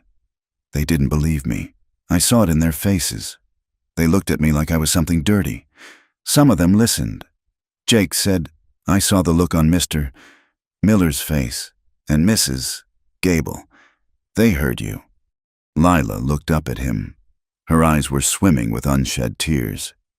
You shouldn't have said those things, about the dress, about helping me. He made it sound like we were doing something wrong. He was trying to hurt me to get to you." Jake said, "It's a trick. I almost lied," Lila whispered. "When he asked if you were kind to me, I almost said no. I wanted to protect you. I don't want to drag you down with me." Jake felt his heart hammer against his ribs. He moved off the chair, kneeling on the floor so he was eye level with her. The distance between them was nothing. A few feet of air charged with the electricity of everything they hadn't said. "You could never drag me down, Lila," he said. Lila looked at him, her gaze traveling over his face, the scar on his chin, the tiredness in his eyes, the strength of his jaw. "I have been afraid for so long," she said, her voice trembling. "For 3 years. I have been afraid of every sound, every footstep, but when I am here, when you are near me, it is the only time I feel safe." The admission hung in the air, fragile and honest. Jake stopped breathing for a moment. He looked at her lips, then up to her eyes. The urge to touch her was a physical pain, a burning ache in his chest. He wanted to take her face in his hands and kiss the fear away. He wanted to promise her that he would kill anyone who tried to hurt her again. He raised his hand. His fingers brushed the air beside her cheek. Lila leaned into the ghost of the touch, her eyes closing. "Jake," she breathed. He froze. The badge on his chest caught the lamplight. The judge's warning echoed in his ears. Do not let your heart interfere. If he touched her now, if he crossed that line, he would be confirming everything Harris had said. He would be taking advantage of a prisoner, with a monumental effort of will. Jake lowered his hand. He rested it on the cot beside hers, his knuckles brushing against her skirt. "Lila," he said, his voice rough and low. "I am not going to let them take you. Do you hear me? I will fight until there is no fight left." Lila opened her eyes. She saw the restraint in him, and she understood it. It was a greater act of love than any kiss could have been. "I know," she whispered. They sat there in the silence, the air vibrating between them. Two people on the edge of a precipice, holding on only to each other. The next morning, the jury returned after only 2 hours. The church was packed again. The heat was even worse than the day before. The air smelled of sweat and old wood. Lila stood at the defendant's table. She felt lightheaded, as if her body were floating away. Jake stood at the back, his hand resting on the grip of his revolver, his knuckles white. Judge Blackwood turned to the jury foreman. "A cattleman named Silas Thorne, Mr. Foreman. Have you reached a verdict?" "We have, Your Honor," Thorne said. He did not look at Lila. "Read the verdict." Thorne unfolded a piece of paper. His hands were steady. "We find the defendant, Lila Cartwright, guilty of murder in the 2nd degree." A gasp went through the room. Lila felt her knees give way. She grabbed the table to stay upright. The world went gray at the edges. "However," Thorne continued, raising his voice over the murmur, "we recommend mercy, due to mitigating circumstances." Judge Blackwood nodded slowly. He looked at Lila. His face was unreadable, a mask of judicial stone. "Lila Cartwright, you have been found guilty by a jury of your peers. The recommendation for mercy is noted and will be forwarded to the territorial governor. However, the law prescribes a specific penalty for this crime." He picked up a pen and wrote something in the ledger. "It is the judgment of this court that you be taken from this place to the county prison, and there, in 30 days' time, you be hanged by the neck until dead. May God have mercy on your soul." The gavel banged down. It sounded like a gunshot. Lila did not scream. She did not cry. She simply swayed, like a tree cut at the roots. The defender, Mr. Sterling, caught her arm to steady her. Jake, at the back of the room, felt the words hit him like physical blows. Hanged by the neck. The room swam before his eyes. He had to look away, staring at the floor, fighting the urge to draw his gun and start shooting. He had to keep his composure.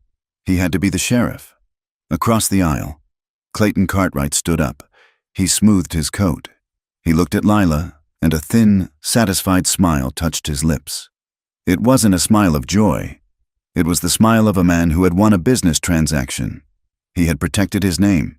He had protected his property. "Sheriff," the judge called out, "remand the prisoner." Jake forced his legs to move. He walked down the aisle, the crowd parting for him. He approached Lila. She looked up at him, her eyes dead and empty. "Come on, Lila," he said softly. He did not put the cuffs on her. He took her arm, gently, and led her out of the church, past the staring eyes, past Clayton's smirk, and out into the blinding white sun. Back in the cell, the silence was different now. It wasn't the silence of waiting. It was the silence of the end. Lila sat on the cot. She was very still. She didn't cry. She seemed to have moved beyond tears into a place of cold, numb acceptance. Jake stood by the door. He felt like he was bleeding internally. "I knew," Lila said softly. Her voice was flat. "I knew this would happen. Women like me, we don't get saved. Jake, we don't get happy endings." "Don't say that," Jake said fiercely. "This isn't over. The governor is a friend of the Cartwrights." Lila said, "You know that." She looked at him. There was no accusation in her eyes, only a terrible, crushing sadness. "Thank you for trying. Jake, you were the only one who ever tried." Jake turned away. He couldn't bear the resignation in her voice. He walked into his office and closed the door. He stood in the center of the room. The sun was setting, casting long, blood-red shadows across the floor. He looked at his desk. His badge sat there, gleaming in the dying light. Beside it lay his revolver. He looked at the badge. It represented 20 years of his life. It represented honor, order, the law. It was who he was. But the law had just sentenced an innocent woman to death. The law had bowed to money and power. The law was broken. Jake reached out and picked up the revolver. He checked the cylinder. It was full. He looked at the badge one last time. He felt something inside him harden. It was a cold, iron resolve. He realized, with a clarity that was both terrifying and liberating, that he didn't care about the law anymore. He cared about her. If the law was going to kill her, then he would have to stand against the law. He holstered the gun. He did not pin the badge back on his chest. He left it sitting on the desk. He walked to the window and looked out at the darkening street. The town was celebrating. He could hear laughter from the saloon. Let them laugh, Jake thought grimly. Let them think it's over. He turned back toward the door that led to Lila's room. He had 30 days, but he wouldn't need 30 days. He needed a plan, and he needed to be willing to lose everything. He walked to the door, his hand resting on the latch. He was ready. The rumors started as whispers in the alleyways of Redford, carried on the dusty wind like dry leaves. They were not spoken openly in the saloon or the general store, but they were there, lurking in the shadows where men traded secrets for coin. Jake Harlow first heard the true shape of the danger from Raina. The midwife found him late one evening as he was checking the cinches on his saddle outside the livery stable. She did not approach him directly, but stood near the water trough, waiting until he looked up. "They are moving her," Raina said, her voice low and devoid of inflection. "I know," Jake replied, not stopping his work. "The order came down this morning. Transfer to the territorial prison in Santa Fe. That is the paper story," Raina said. She stepped closer, looking around to ensure the street was empty. "But the story in the dark is different. I heard men talking near the creek, men who work for Clayton." Jake stopped. He rested his hand on the saddle horn and looked at her. "What did they say?" They said the road to Santa Fe is long and dangerous, Raina said. They said accidents happen in the canyons. They said it would be a shame if the prisoner tried to escape and had to be put down. A cold knot tightened in Jake's stomach. He had suspected it, but hearing it spoken aloud gave the threat a terrifying weight. Thank you, Raina, Jake said. He left the horse and walked straight to the hotel where Judge Blackwood was staying.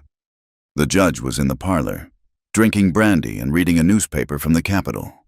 He looked up, annoyed, as Jake marched in, dust trailing from his boots. Judge, we need to talk about the transfer, Jake said without preamble. Sheriff Harlow? Blackwood sighed, folding his paper. It is late. Surely this can wait until morning. It cannot wait, Jake said.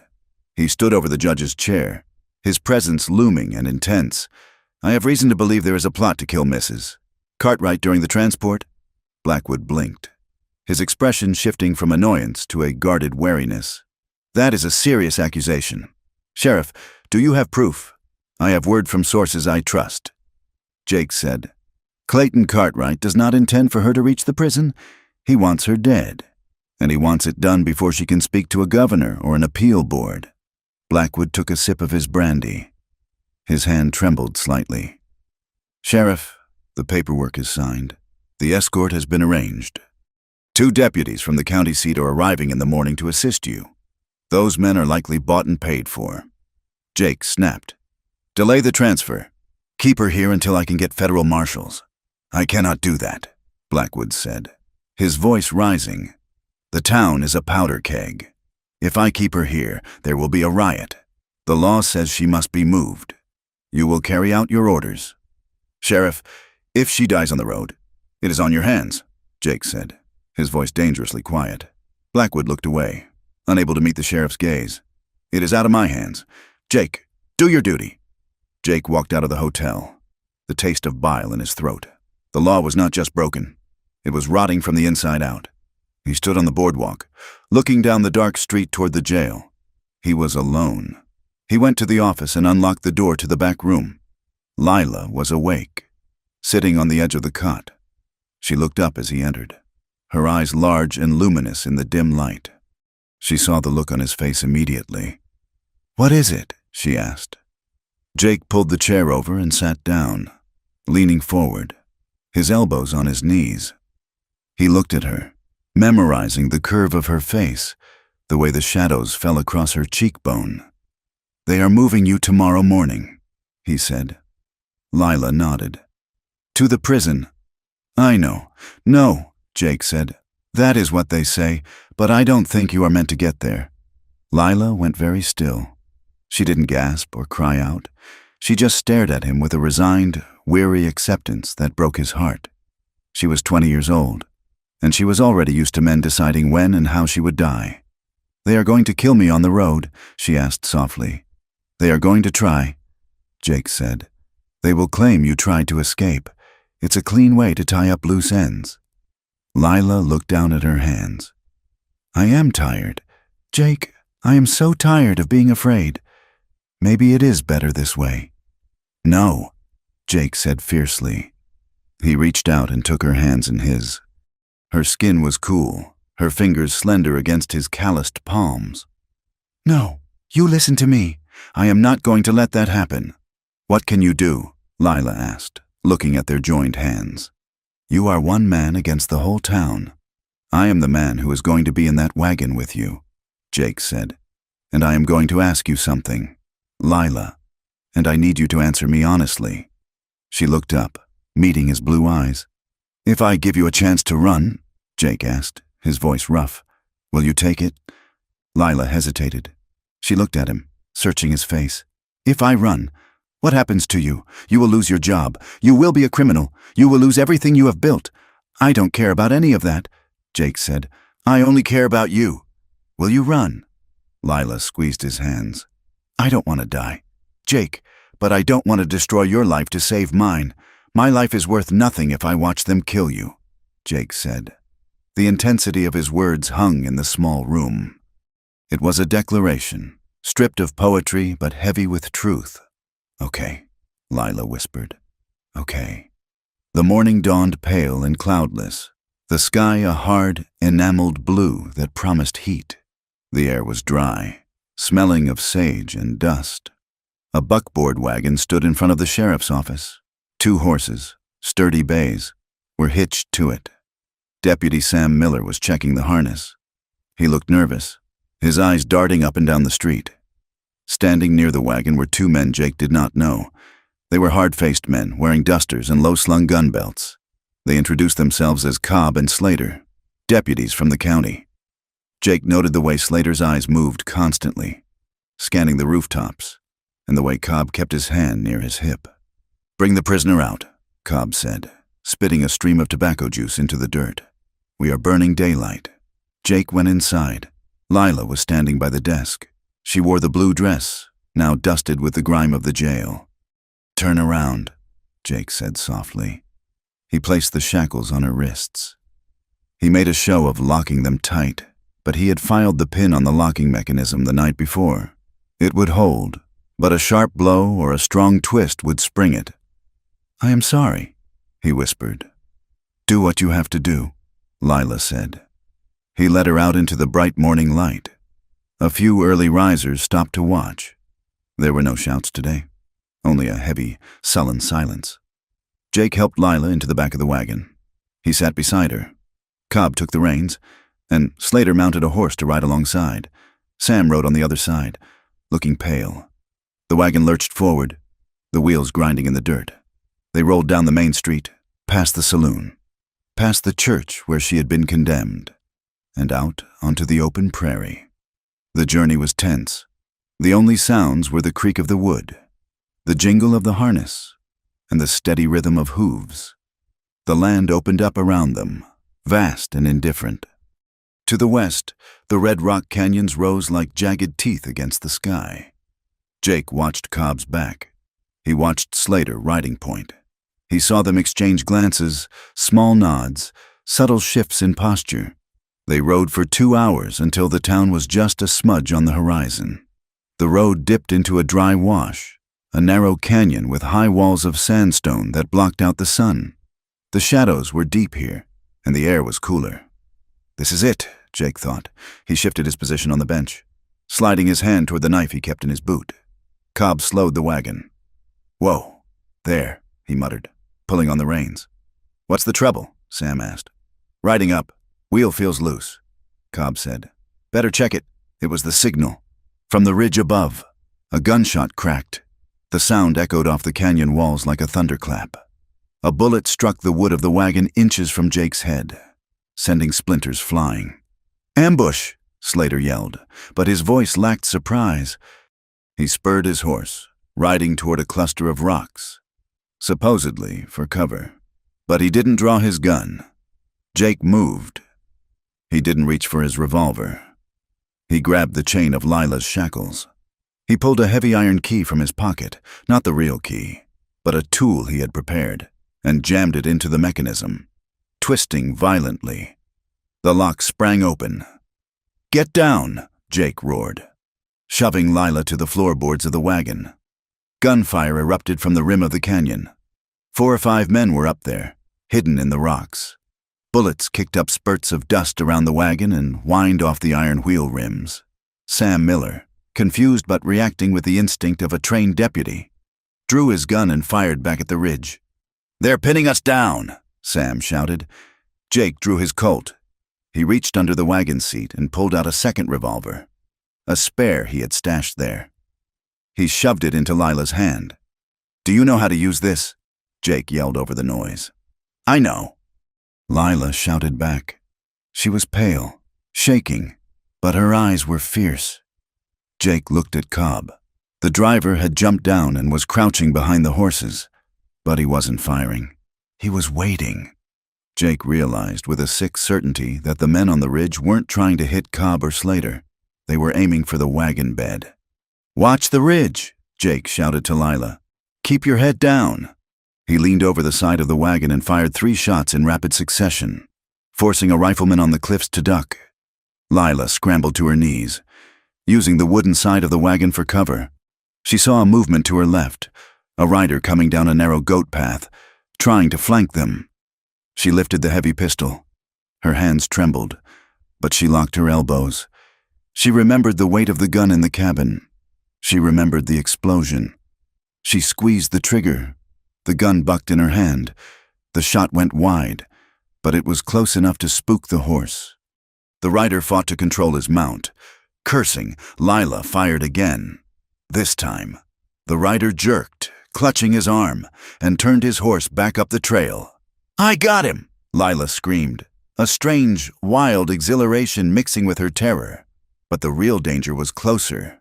Slater, the man on the horse who had taken cover, suddenly turned. He wasn't looking at the ridge.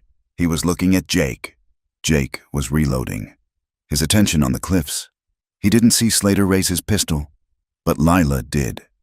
Time seemed to slow down into a thick, syrupy crawl. She saw the sun glint on the barrel of Slater's gun. She saw his finger tighten on the trigger. He was 10 feet away. He couldn't miss. "Jake!" she screamed. She didn't think. She didn't calculate. She threw herself across the wagon bed, launching her body toward Jake. She hit him just as Slater fired. The impact knocked Jake sideways. The bullet, meant for the center of his chest, tore through the fabric of his coat and plowed a furrow across the top of his shoulder. Jake yelled in pain, a sharp, guttural sound. He fell back against the wagon seat. The wind knocked out of him. Lila scrambled over him, shielding his body with hers. She pointed her gun at Slater. Slater's eyes went wide. He hadn't expected the girl to fight.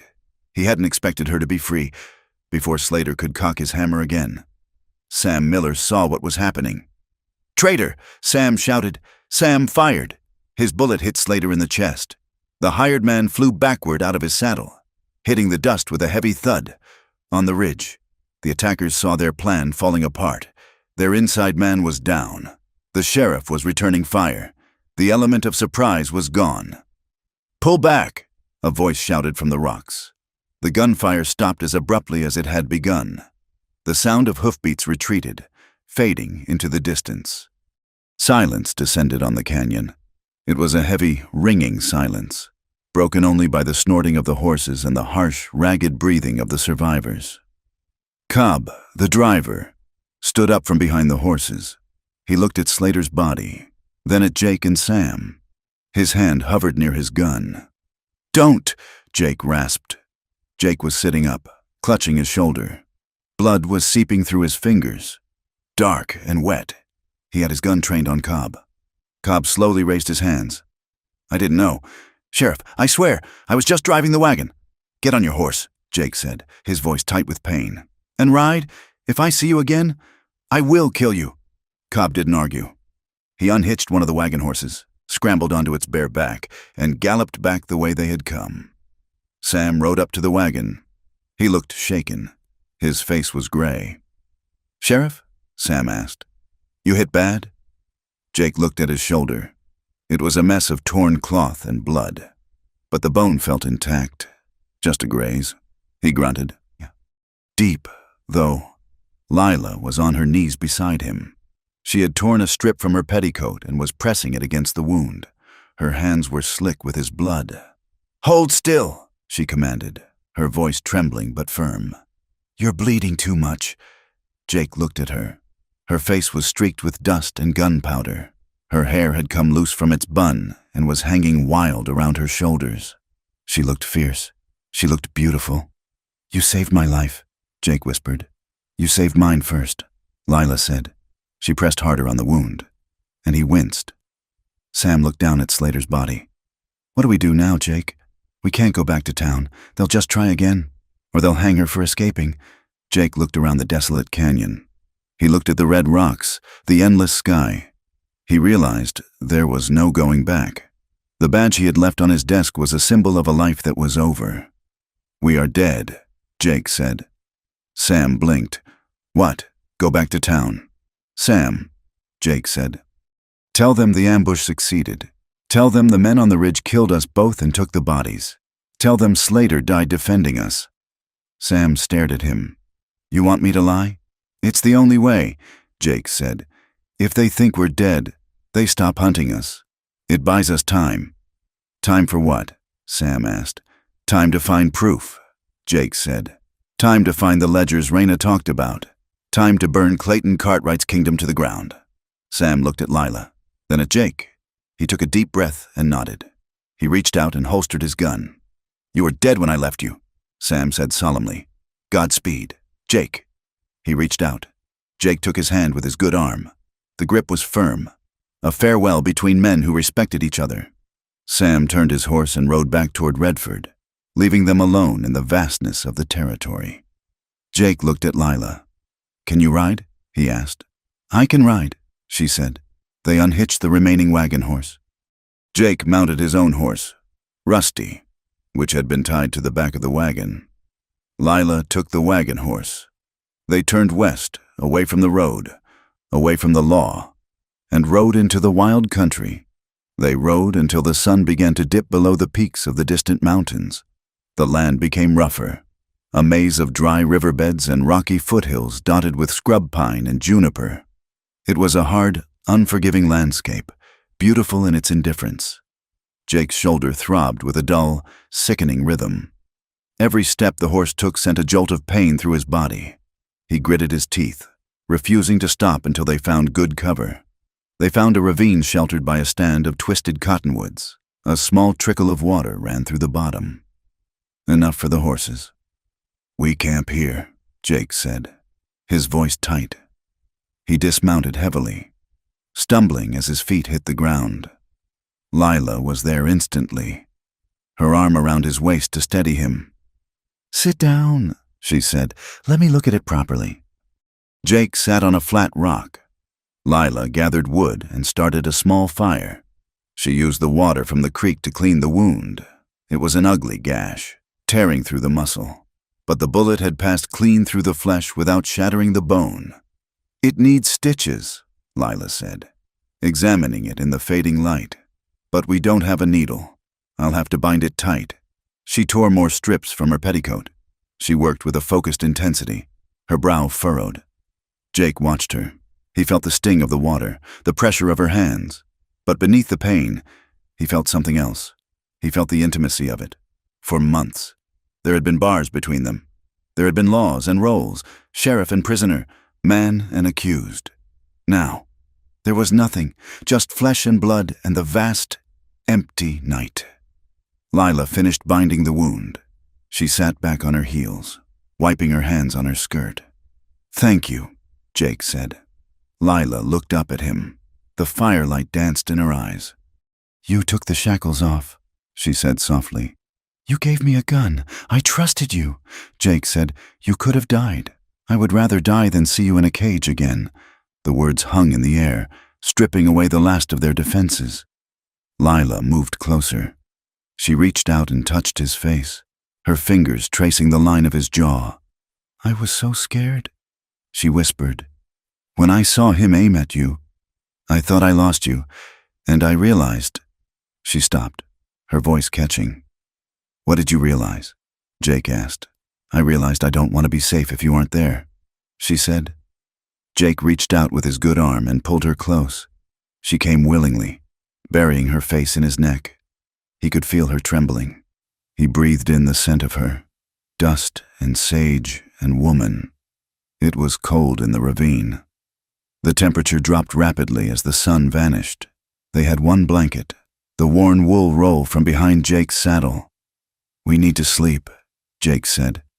We have a long ride tomorrow. He spread the blanket on the ground near the fire. Lila lay down, curling onto her side. Jake lay down behind her, careful of his shoulder. At first, they lay stiffly, a few inches of cold air between them, but the wind picked up, moaning through the ravine, cutting through their clothes. Come here, Jake murmured. Lila shifted backward, pressing her body against his. Jake wrapped his good arm around her, pulling her tight against his chest. The contact was electric. They fit together as if they had been carved for this moment. Jake rested his chin on the top of her head. He could feel the beat of her heart against his arm. Lila turned in his embrace so she was facing him. Her face was inches from his. In the starlight, he could see every detail, the dark lashes, The small scar on her lip, the depth of her eyes. "Jake," she whispered. "What happens now?" "We survive," Jake said. "We find the proof. We go back." "And if we don't?" she asked. "If we die out here, then we die free," Jake said. "And we die together." Lila looked at him, her eyes searching his. "I don't know if I can be brave enough." "You are the bravest person I know," Jake said. He meant it. He saw the woman who had endured 3 years of hell, who had stood up in court, who had thrown herself in front of a bullet. Lila let out a shuddering breath. "I don't regret it," she said. "Killing Thomas, I don't regret it, and I don't regret running with you." Jake looked at her lips. The desire that had been simmering for weeks, held back by iron bars and moral codes, suddenly flared up, hot and undeniable. "I don't regret choosing you," he said. "I would do it 1,000 times." He leaned in. Lila lifted her head to meet him. Their lips touched. It wasn't a gentle kiss. It was desperate. It tasted of fear and dust and blood. It was a collision of two broken people who had found the only thing that made sense in a world gone mad. Lila's hands clutched at his coat, pulling him closer. Jake groaned low in his throat, his hand tangling in her hair. They kissed as if they were trying to breathe life into each other, as if this contact was the only thing anchoring them to the earth, when they finally broke apart. Breathless and dizzy, they stayed close, foreheads resting together. "I love you," Lila whispered. It was a terrified confession. "I love you," Jake answered. They didn't move further. The exhaustion of the day, the pain of the wound, and the sheer emotional weight of the moment held them in a suspended state of grace. They lay there, wrapped around each other, limbs tangled, holding on as the fire burned down to embers. The wind howled through the ravine, a lonely, desolate sound, but under the rough wool blanket, for the first time in years, neither of them felt alone. They fell asleep in each other's arms, fugitives in the wilderness, bound by a love that was as dangerous and necessary as the air they breathed. The land did not care about their names or their crimes. It was a vast, indifferent ocean of sagebrush and sandstone, stretching out under a sky that seemed too big for the earth beneath it. For 7 days, Lila and Jake were nothing but two specks moving across this enormity, stripped down to the raw essentials of survival. They traveled mostly by night to avoid the glint of sun on metal that might betray them to a watcher on a high ridge. They picked their way through dry riverbeds, where the stones clattered like bones under the horses' hooves. They rode across high, wind-scoured flats where the dust tasted of ancient salt. Hunger became a constant companion, a dull ache in the belly that sharpened the senses. Thirst was a sharper pain, alleviated only by muddy water from hidden springs Jake remembered from his days hunting outlaws in the deep territory. But in the crucible of this hardship, the bond between them hardened into something unbreakable. They spoke little while they rode, saving their breath for the trail. But in the quiet moments of camp, a new language developed between them. It was a language of small gestures. It was the way Jake handed her the canteen, his fingers lingering for a second on hers. It was the way Lila checked the bandage on his shoulder every evening, her touch gentle and sure, her eyes scanning his face for signs of fever. Jake's wound was healing, knitting together into a puckered red scar, but it stiffened in the cold mountain air. One afternoon, as they climbed a steep, shale-covered trail that crumbled underfoot, Jake stumbled. Lila was there instantly, her hand pressing firmly against the small of his back, steadying him. "Lean on me," she said, her voice wind-roughened but steady. "I am too heavy for you," Jake grunted, though he did not pull away. "You carried me when I was in a cage." Lila said, "I can carry you up a hill." They looked at each other then, breathing hard in the thin air. Jake saw the dirt smudged on her cheek, the way her hair had escaped its pins to hang wild around her shoulders. He saw a strength in her that awestruck him. She was no longer the trembling girl in the kitchen. She was a partner. "We are almost to the pass," Jake said softly. "And then it is down into the timber." They made camp that night beneath a limestone cliff that held the heat of the day long after the sun had set. They had shot a rabbit and roasted it over a small, smokeless fire. The meat was tough, but to them, it tasted like a feast. After they ate, the silence of the wilderness settled around them. The stars were coming out, thousands of them, crowding the darkness with a brilliance that made the head spin.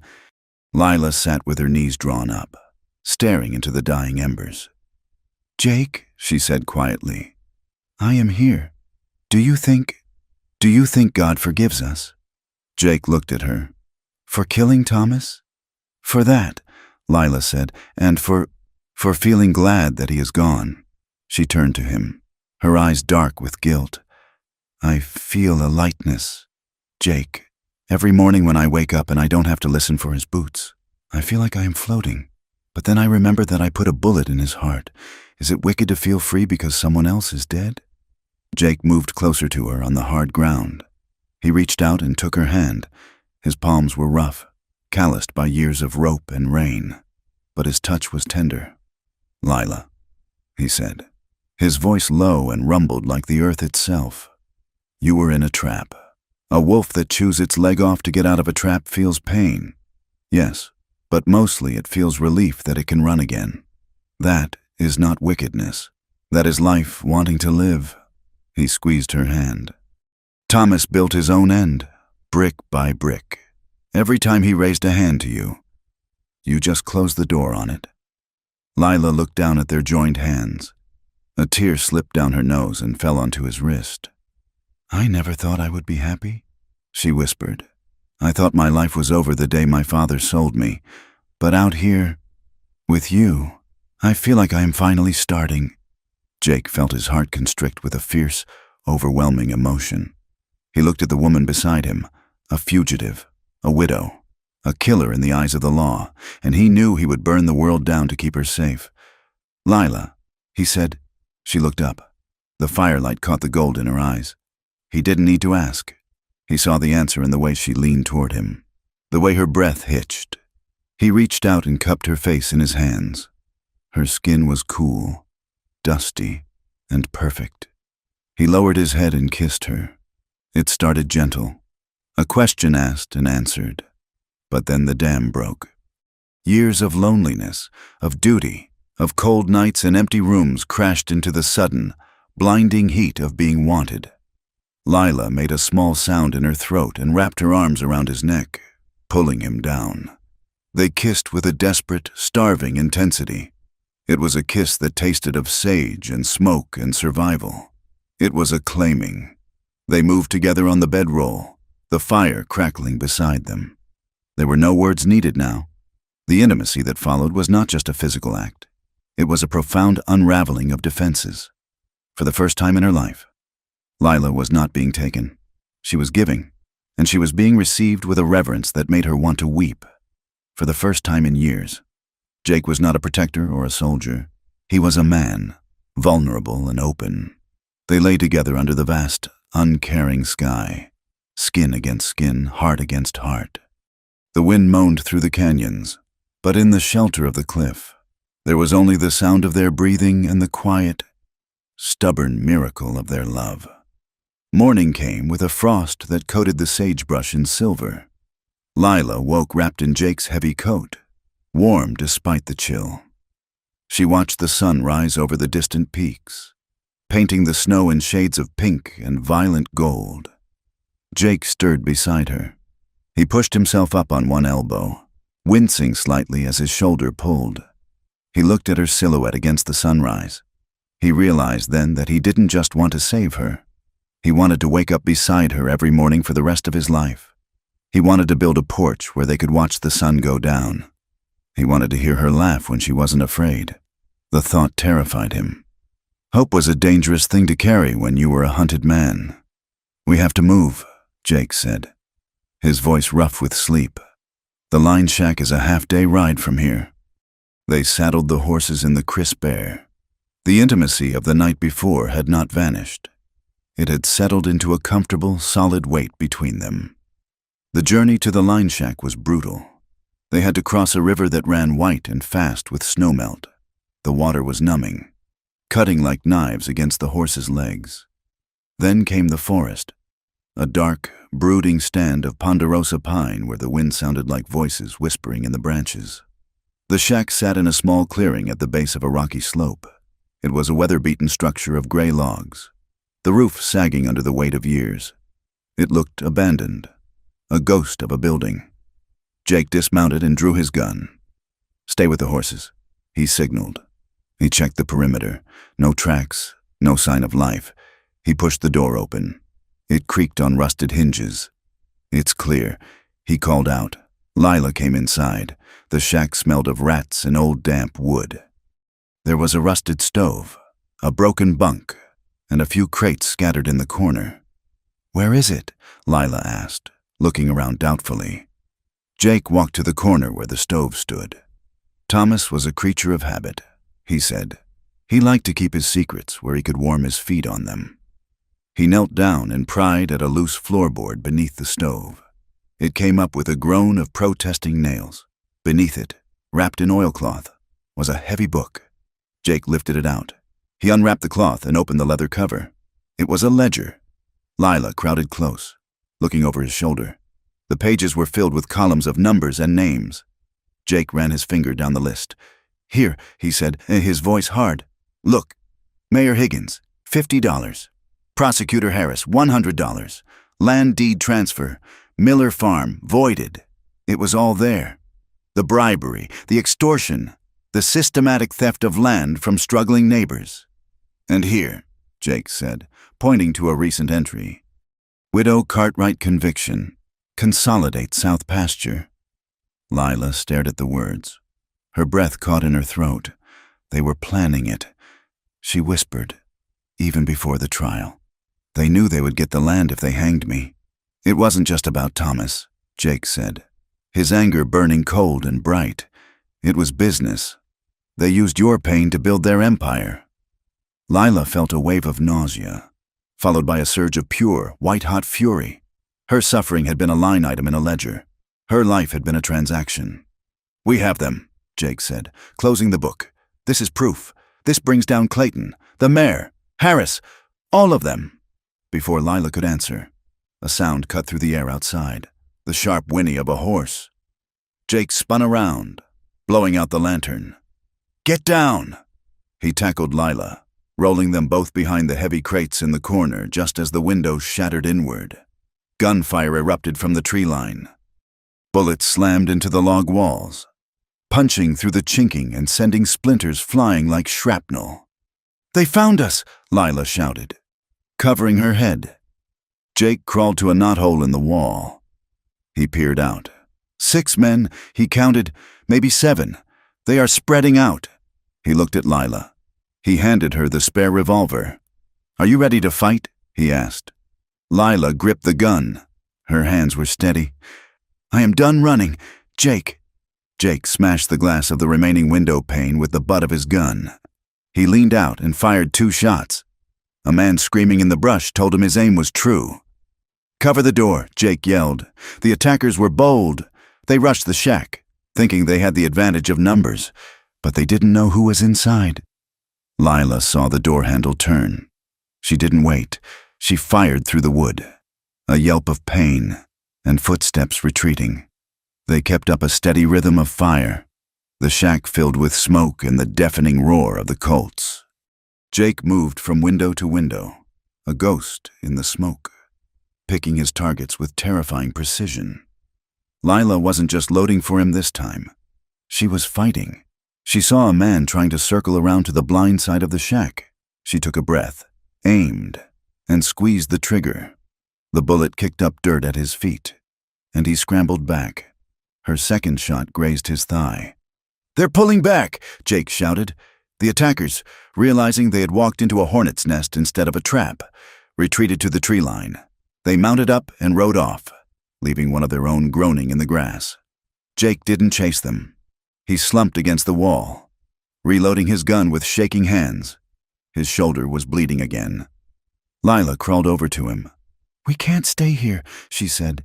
"They will bring more men. They will burn us out." "I know," Jake said. He looked at the ledger lying on the floor. "We can't hide in the hills forever. Lila," he said, "we are ghosts out here. If we want to live, really live, we have to go back." "Back to Redford?" Lila asked. "Back to the source." Jake said, "We take this book, we take these letters, and we shove them down their throats in the middle of their own town." Lila looked at the ledger. She looked at the gun in her hand. She thought about the ocean she wanted to see. "Let's go," she said. "Let's finish it." They rode into Redford at high noon. 2 days later, they looked like apparitions rising from the grave. Their clothes were torn and stiff with dust. Jake's coat was stained with dried blood. Lila's hair was a tangled mane, her face sun-browned and fierce. They rode straight down the center of the main street. The town went silent. The blacksmith dropped his hammer. The piano in the saloon stopped. People poured out of the stores, staring with open mouths. "It's them," someone whispered. "The dead return." Jake didn't stop. He rode straight to the church, where he knew Judge Blackwood was still holding court for minor grievances before leaving town. He dismounted and helped Lila down. She held the ledger against her chest like a shield. They walked up the steps of the church. Jake kicked the doors open. The courtroom was half full. Judge Blackwood was on the bench. Clayton Cartwright was sitting in the front row. Looking bored. Prosecutor Harris was shuffling papers. They all froze as Jake and Lila marched down the aisle. "Sheriff," Blackwood stammered, his face draining of color. You are dead." The report said, "The report was a lie." Jake's voice boomed, echoing off the rafters.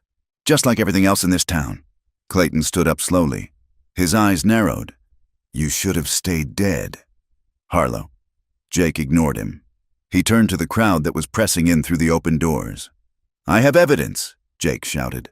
"Hard evidence of extortion, bribery, and conspiracy to commit murder." He pointed to Lila. She stepped forward and slammed the ledger onto the judge's bench. "Read it," she cried out, her voice ringing clear and strong. "Read what my husband and his brother did to this town." Blackwood looked at the book. He opened it. His eyes went wide. This is Thomas Cartwright's handwriting," he murmured. He began to read. He read the names of the farmers who had been bullied into selling. He read the amounts paid to the mayor. He read the payoff to Harris to ensure a guilty verdict.